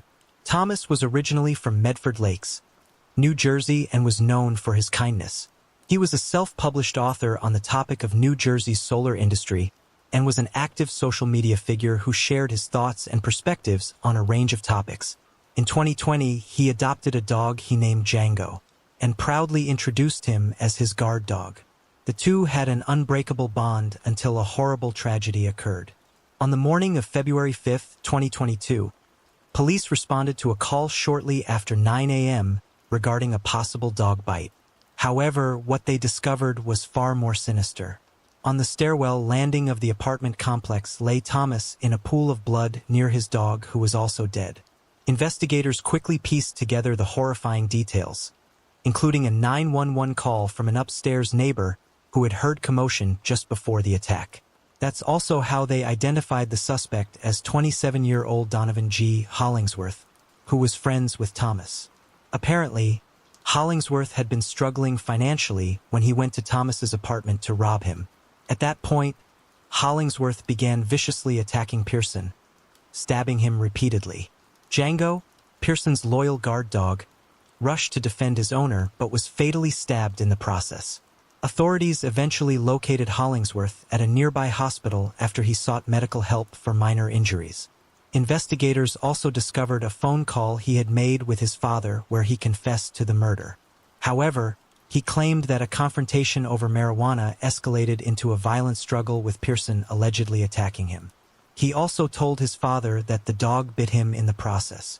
Regardless of his claim, in August 2023, he was convicted of first-degree murder, first-degree robbery, cruelty to animals, and other charges. The judge sentenced him to 34 years in state prison, 30 of which were for the murder, with no possibility of parole, and an additional 4 years for the killing of Django. Christine Schultz was born on November 15, 1950. At age 30, she was a mother of 2 living in Milwaukee, Wisconsin, where she was trying to make a fresh start after a difficult divorce from her first husband, Alfred Schultz, a Milwaukee police detective who went by Fred. Christine had custody of their 2 sons and was now dating a man named Stuart Honeck.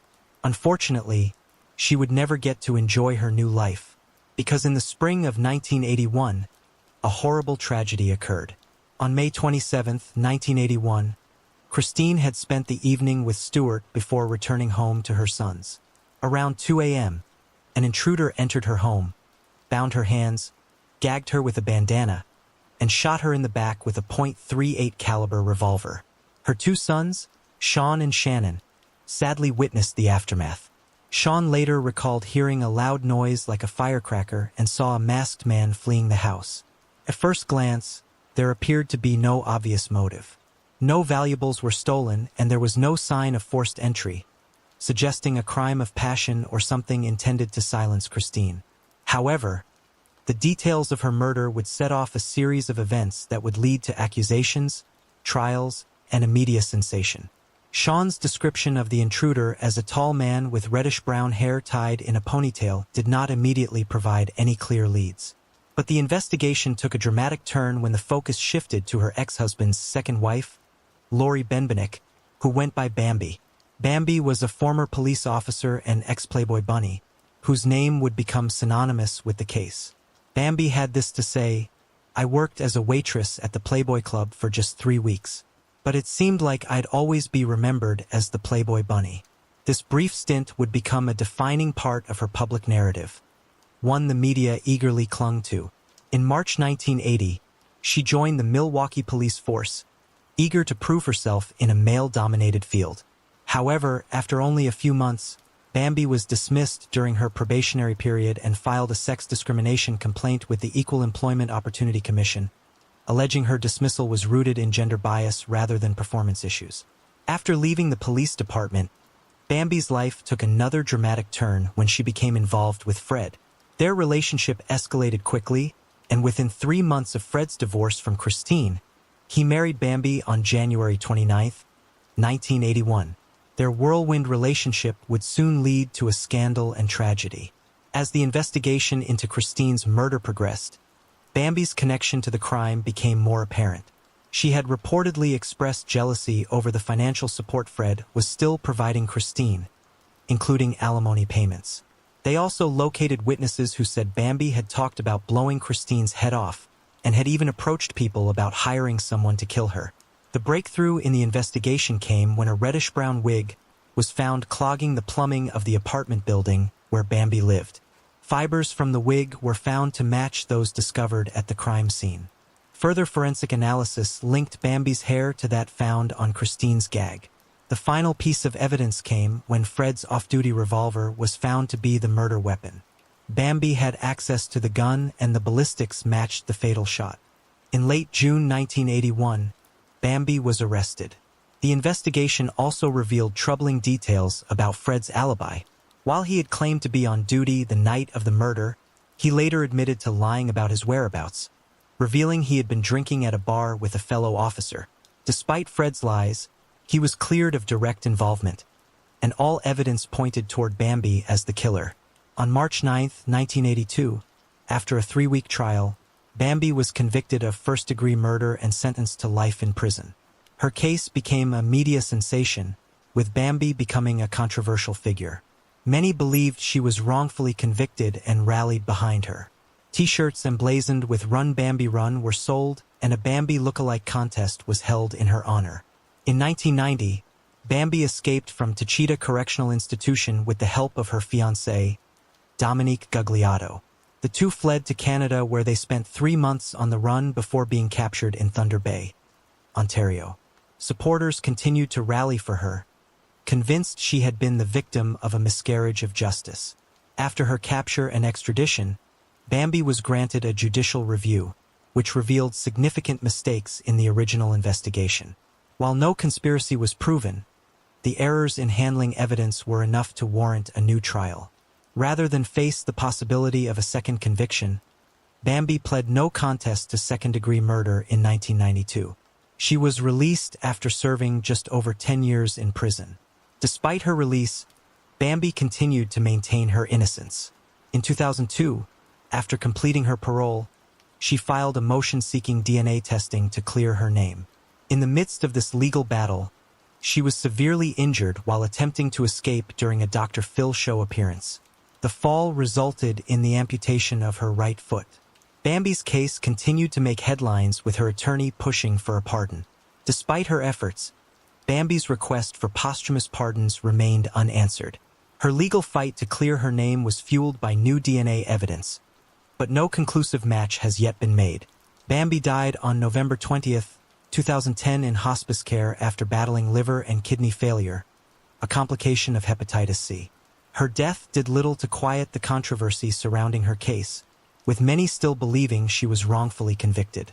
To this day, her story remains one of the most discussed and debated in Wisconsin's criminal history.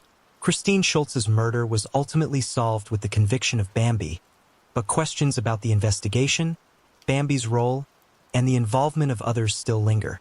As the case continues to unfold, some wonder if there's more to the story than what has been revealed. Was Bambi framed? And if she wasn't the killer, then who was? Here are reasons people believe she is innocent. They believe the evidence was weak considering it was only the wig and Christine's hair on a pair of her pants. Some believe she was framed for her accusations of gender discrimination while on the Milwaukee force. Some believe she wasn't really that jealous of Christine. There were also allegedly conflicting witness testimonies, and some even recanted or later altered their stories. Some have also criticized the defense team for not aggressively challenging the prosecution's evidence. It was also said that some jurors were shifted because of her prior work as a waitress at a Playboy club. Some point to the polygraph she passed, while others point to the individuals who reportedly confessed or implicated themselves in the crime but were never formally charged. What do you think? Let me know in the comments below. Andrea Michelle Bowman was born Alexis Miranda Badger on June 23, 1974 in New Orleans, Louisiana. Her teenage mother was promised by Catholic Charities that her baby would be well cared for by a good family. She was placed in foster care at 5 months old with Dennis and Brenda Bowman of Virginia and would be adopted by them at 21 months old. They would eventually relocate to Michigan. When Andrea was 6 years old, Bowman went to prison for 5 years for intent to perform criminal sexual assault when he attempted to lure and assault a woman in a wooded area in western Michigan. The 18-year-old woman was riding her bicycle when Bowman approached on a motorcycle and tried to force her to walk into the woods. She was able to escape when someone in a truck pulled up to help. He was also the suspect in abducting a 6-year-old girl, and his wife supported him through it all. He also had a criminal record even before adopting Andrea, which disallowed him from being able to join the Navy, but was somehow able to adopt a child. In 1988, at age 14, Andrea told her guidance counselor at her high school that she was fearful of going home. The school involved law enforcement who interviewed her, and she told them Bowman often molested her. However, a social worker returned Andrea to her home and confronted her parents about the allegations. And of course, they refused the allegations, claiming that she was just being rebellious after finding out that she was adopted. Shortly after the allegations were made, the family would move to a very rural area in Hamilton, Michigan. On March 11, 1989, Bowman reported Andrea missing, claiming that he came home from work and noticed that she had stolen $100 from the home before running away. His wife Brenda later increased the amount that was missing to $150. That was enough for police to issue a warrant for Andrea's arrest for larceny, and the warrant listed Dennis as the victim of his daughter's alleged crime. With no foul play suspected, the police quickly classified her as a runaway and passed her case along to the Youth Services Bureau. For the next several months, her adoptive mother made several calls to police in which she stated she had been told of numerous sightings of Andrea, leading to the belief that she was a runaway, though these sightings could not be substantiated. Sadly, Andrea would be dismissed as a runaway for the next 30 years. In 1993, just like Thomas Dean Gibson from my 5 Cold Cases in Oregon video, she was one of several missing children whose photographs were shown in the music video for the Soul Asylum song Runaway Train. In 1998, 10 years after she went missing, Bowman was arrested for breaking and entering the home of a coworker to steal items, including her lingerie. Before his sentencing in the case, he referenced his missing daughter in a letter to the presiding judge saying, "I am the father of 2 lovely daughters, one 25 and the other 11, and feel that being a parent is one of the most important and sobering things a person can undertake." In November 2019, Dennis Bowman was arrested for the 1980 murder of Kathleen Dull in Norfolk, Virginia. He was extradited back to Virginia in February 2020 to face charges in Dull's murder after DNA linked him to her sexual assault and murder 30 years earlier. In May 2020, he was also charged with Andrea's murder. Prior to his arrest in 2019, the Bowmans went to police to complain that Andrea's biological mother was harassing them and accusing him of her murder. Police took the water bottle that he left at the police station and tested it for DNA. That is how he was linked to Kathleen Dull's murder. Once arrested, he also confessed to other crimes. It wasn't until 2019, after he was arrested in the Virginia cold case, that Brenda supposedly learned what really happened to Andrea. During recorded phone conversations from jail, Bowman described to his wife that he killed Andrea. Several days later, it was announced that skeletal remains had been recovered on 136th Avenue in Hamilton, Michigan, concealed by a thin layer of cement. In order to determine if the victim was indeed Andrea, they tracked down her birth mother, Kathy, who in turn provided her DNA, proving the remains indeed belonged to Andrea, or Alexis as her mother had named her. In February 2021, Bowman's wife testified at a preliminary hearing that her husband confessed to her that he murdered Andrea more than 31 years ago. He stated that he came home on March 11, 1989 to find Andrea had packed a bag and was threatening to tell someone he was molesting her again. He said he slapped her and she fell down the stairs, and so he hid her in a barn before he decided to report her missing. Later, he buried her in the backyard. He said he then reburied her after moving from 4249 Lincoln Road in Holland, Michigan to Hamilton, Michigan as soon as they signed papers on the land. Brenda Bowman testified that Andrea told her one morning that her dad had molested her, and Brenda said she told her she was a liar. Bowman is serving 2 life sentences in a Virginia prison after pleading guilty to raping and killing 25-year-old Kathleen Dole in 1980. In November 2021, Bowman decided to plead not guilty to Andrea's murder, and the trial will apparently carry over into 2022. Shockingly, years after Andrea's disappearance, he taught Sunday school to kindergartners at church as a sex offender. It is speculated that he committed many other sexual assaults and even murders. As of today, Andrea thankfully has her name back and her alleged killer is behind bars. At age 41, Stephen Edenfield was a private man who worked for the phone company and kept much of his personal life to himself. He lived in Tampa, Florida, in a condo at the Racket Club complex, just minutes away from his mother, brother, and sister. Though he was close to his family, he rarely shared details about his personal life because this was the 90s and homosexuality wasn't as widely accepted. On the evening of January 31st, 1997, Stephen had dinner with his brother and sister before heading out for drinks. He left alone and later returned to his condo just before 1 a.m.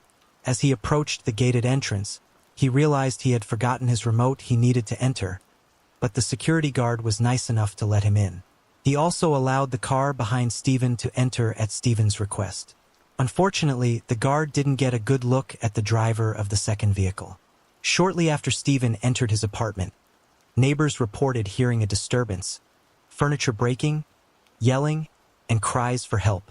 By 2 a.m., the security guard conducting his routine rounds noticed a shadowy figure lurking near Stephen's apartment. The figure quickly disappeared, and the guard didn't think much of it at the time. The next morning, Stephen failed to show up to his mother's place to take over for his brother James, who was caring for their mother. This was unlike Stephen, and a concerned James began trying to call him, but there was no answer. By 10 a.m., James decided to go check on him. When he pulled into the complex, he noticed Stephen's car was still parked in its usual spot. He climbed the stairs to his brother's condo and found the door unlocked. Inside, he was met with a horrifying scene. The apartment was in disarray, furniture overturned and items broken.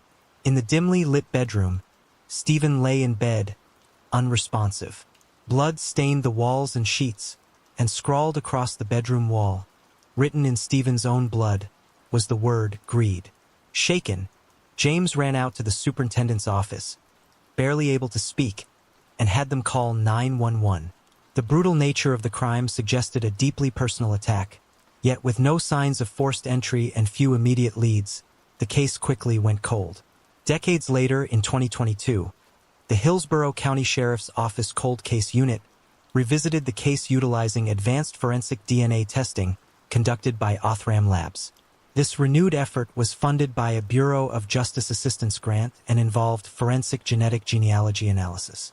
In 2024, investigators identified an unknown DNA profile that not only linked to Stephen's murder, but also to an unsolved 2005 sexual assault case in Illinois. The breakthrough led authorities to Brandon Gliha, a 47-year-old man living in Tampa, Florida. Gliha had recently been arrested on an unrelated forgery warrant out of Illinois in February 2025. While in custody, investigators obtained a DNA sample which matched evidence from the 1997 crime scene. Confronted with the evidence, Gliha confessed to his involvement in Stephen's murder. Gliha claimed that a man known only as Chino had picked him up that night and the two went to Stephen's condo. He alleged that Chino intended for him to engage in a sexual act with Stephen, which left him feeling violated and angry. According to Gliha, an argument ensued between Chino and Stephen over money, leading Gliha to throw a porcelain statue at Stephen. A struggle followed and Gliha stated that Chino ultimately stabbed Stephen to death. Despite his claims of limited involvement, authorities have not indicated if they're searching for the man known only as Chino. Regardless, on February 24, 2025, Gliha was officially charged with first-degree murder with a weapon and robbery with a deadly weapon. He remains in custody without bond. Stephen's brother, James, who had discovered the horrifying scene nearly 3 decades earlier, lived to see justice served. However, their mother and sister, both of whom had shared Stephen's final evening, passed away before Gliha's arrest. James revealed that their mother had suffered multiple heart attacks and a stroke, believing that the weight of Stephen's unsolved murder had contributed to her declining health. After 28 years, the brutal murder of Stephen Edenfield has finally been solved, offering a long-awaited sense of closure for those who loved him. However, lingering questions remain about the full circumstances of that fateful night and whether others were involved in the crime. Martika Ferguson, known as Tyka, was born on May 20, 1993 in Colorado Springs, Colorado to Leela Edwards and Gothy Barksdale. She was then adopted by David and Effie Ferguson in 1999. At age 27, she lived in Enid, Oklahoma, and was the mother of a young son, Devontae. Described as having a joyful personality and a brilliant smile, Martika loved to sing and dance and found solace in music. She was a former high school cheerleader and was known for her artistic spirit, vibrant personality, and deep devotion to her child. However, her promising life was tragically cut short when she was shot and left for dead in an alley. An autopsy later confirmed that the weapon used was a shotgun. Investigators quickly identified a suspect after analyzing surveillance footage from nearby businesses and residences. The suspect was 30-year-old Shanedale Perosi, a convicted felon with a criminal history, including a child abuse conviction in 2010 and an assault on an officer charged in 2016. Notably, Perosi's residence was just a block away from where Tyka's body was found. On December 2, 2020, SWAT officers executed a no-knock warrant at Perosi's home, arresting him on charges of first-degree murder, destruction of evidence, and possession of a firearm after a felony conviction. Surveillance footage played a crucial role in the investigation, capturing Tyka walking alone before encountering a biker wearing a black jacket and a cowboy hat. Later identified as Perosi, the two were seen walking toward Hallmark Baptist Church and then into an alley where they moved out of the camera's view. 12 minutes later, Perosi was seen alone, leaving the scene on his motorcycle. Investigators received an anonymous tip that helped identify Perosi. The tipster revealed that he and Tyka had dated in the past and she occasionally stayed at his residence, which was set up in a garage. The tipster also stated that Perosi had sent threatening messages, including one that ominously mentioned, "You might end up like your girl Tyka. I hear they found her dead yesterday." Upon searching Perosi's home, authorities found evidence linking him to the crime, including the distinctive jacket seen in the surveillance footage. When confronted with the evidence, Perosi confessed to killing Martika. His statements to investigators were chilling. He said he was glad he killed her and did it to teach her a lesson. He further expressed frustration with people he referred to as tweakers, whom he accused of stealing from him. Perosi alleged that a friend had caught Martika inside his home the day before her death, leading him to ban her from his residence. He stated that she was only permitted to be near the church, but not his house. Despite his admission of guilt, Perosi attempted to shift partial blame on Martika, claiming that she had grabbed the gun after he cocked it and that it accidentally discharged. Nonetheless, his statements and actions made it clear that the killing was intentional. In the end, he pleaded guilty to second-degree murder and was sentenced to life in prison. Mary McLaughlin was a mother of 11, described as friendly, trusting, and a happy-go-lucky person. On September 26, 1984, the 58-year-old grandmother spent the evening playing dominoes and having drinks in the Henlyn pub, now called the Duck Club, in Glasgow, United Kingdom, in an area known as Glasgow's West End. Her daughter, Catherine, had to leave the pub early to catch a bus home and didn't know this was the last time she would see her mother alive. Mary was seen leaving the pub at 10:45 p.m. to walk less than a mile home to her flat in Partwick, where she lived alone. On the way, she made a stop at the Armando's Chip Shop on Dumbarton Road, where she bought cigarettes and fritters and appeared in a happy mood.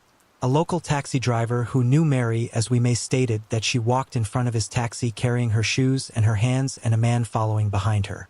This man, believed to be Graham McGill, struck up a conversation with Mary and walked her back to her Crothy Court block on Laurel Street.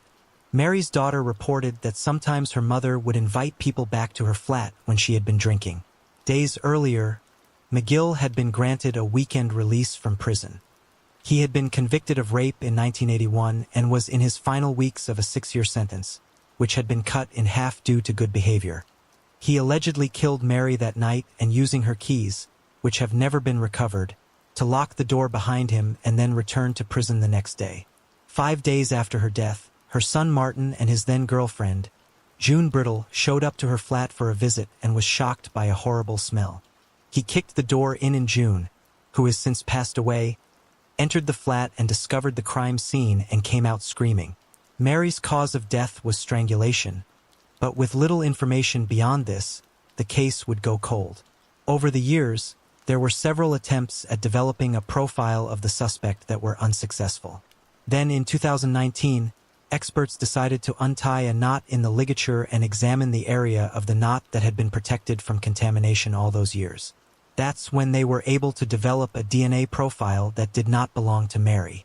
When the profile was run through the Scottish database, police finally had a suspect, Graham McGill. His DNA profile was also found on a cigarette butt, on Mary's dress, and on a bra that he took from the flat, which was later found in a nearby garden. After McGill's conviction, he was also jailed for life in 1999 for a brutal assault with intent to ravish, but released on parole in 2007. On December 4, 2019, 59-year-old sex offender McGill was arrested at his home for Mary's murder. During the investigation, his ex-wife said that in 1988, he confessed to killing a woman he met in a pub after going back to her flat and then threatened to kill her if she ever told anyone. Although he got to live free for 35 years, he was ordered to be imprisoned for at least 14 years. One of her daughters, Gina, wrote a book about her mother to keep her memory alive, titled Diamonds and Pearls. It is named after a lyric in her late mother's favorite song, Little Things Mean a Lot by Kitty Collin.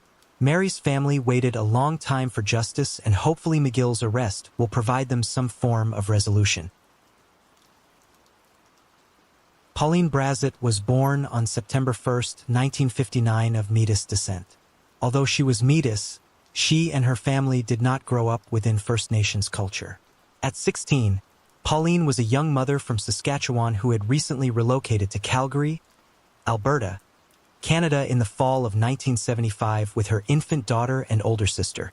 On January 8, 1976, Pauline spent the evening at her aunt's house partying with friends.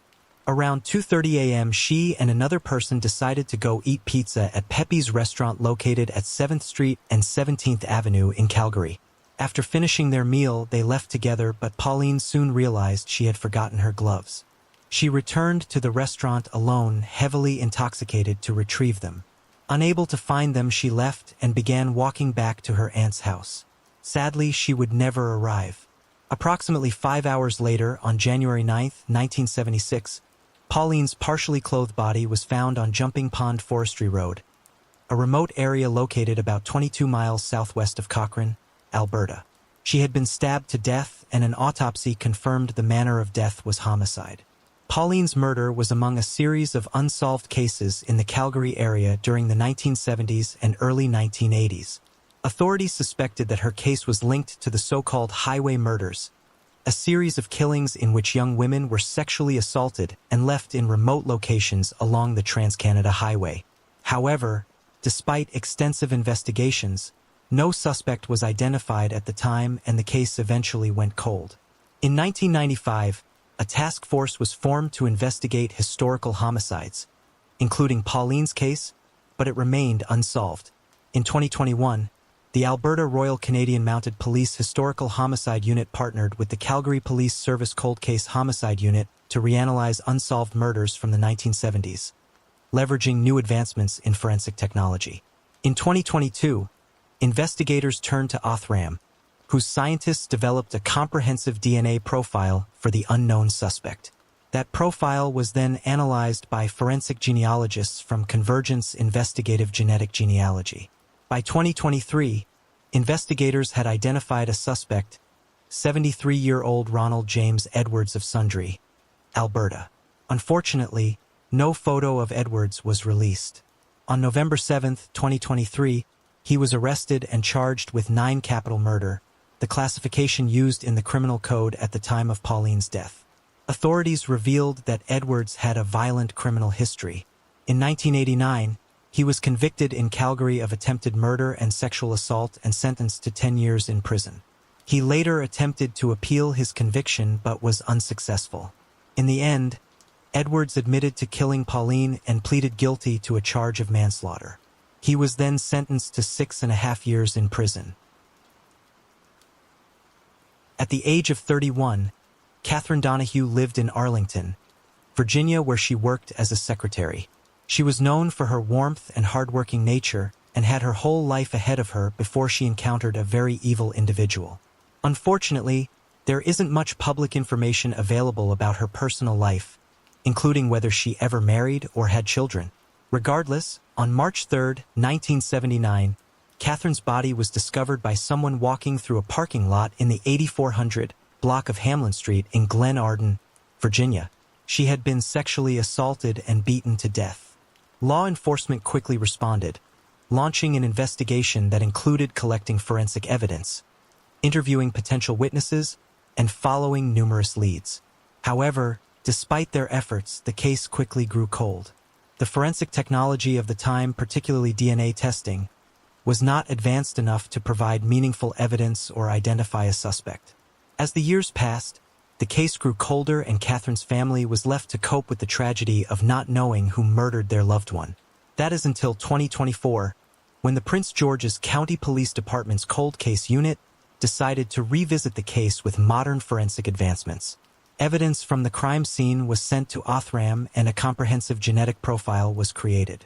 This profile was then submitted to the FBI's Forensic Genetic Genealogy team, who worked tirelessly to track down potential relatives of the suspect. Their hard work paid off when they identified Roger Zotis Brown, now in his 80s, as a person of interest. While Brown was never considered a suspect during the original investigation, he did live in the area about 15 miles from Arlington. A DNA sample was then obtained from Brown and confirmed the match, conclusively linking him to Catherine's murder. Brown has been charged with first-degree murder and sexual assault.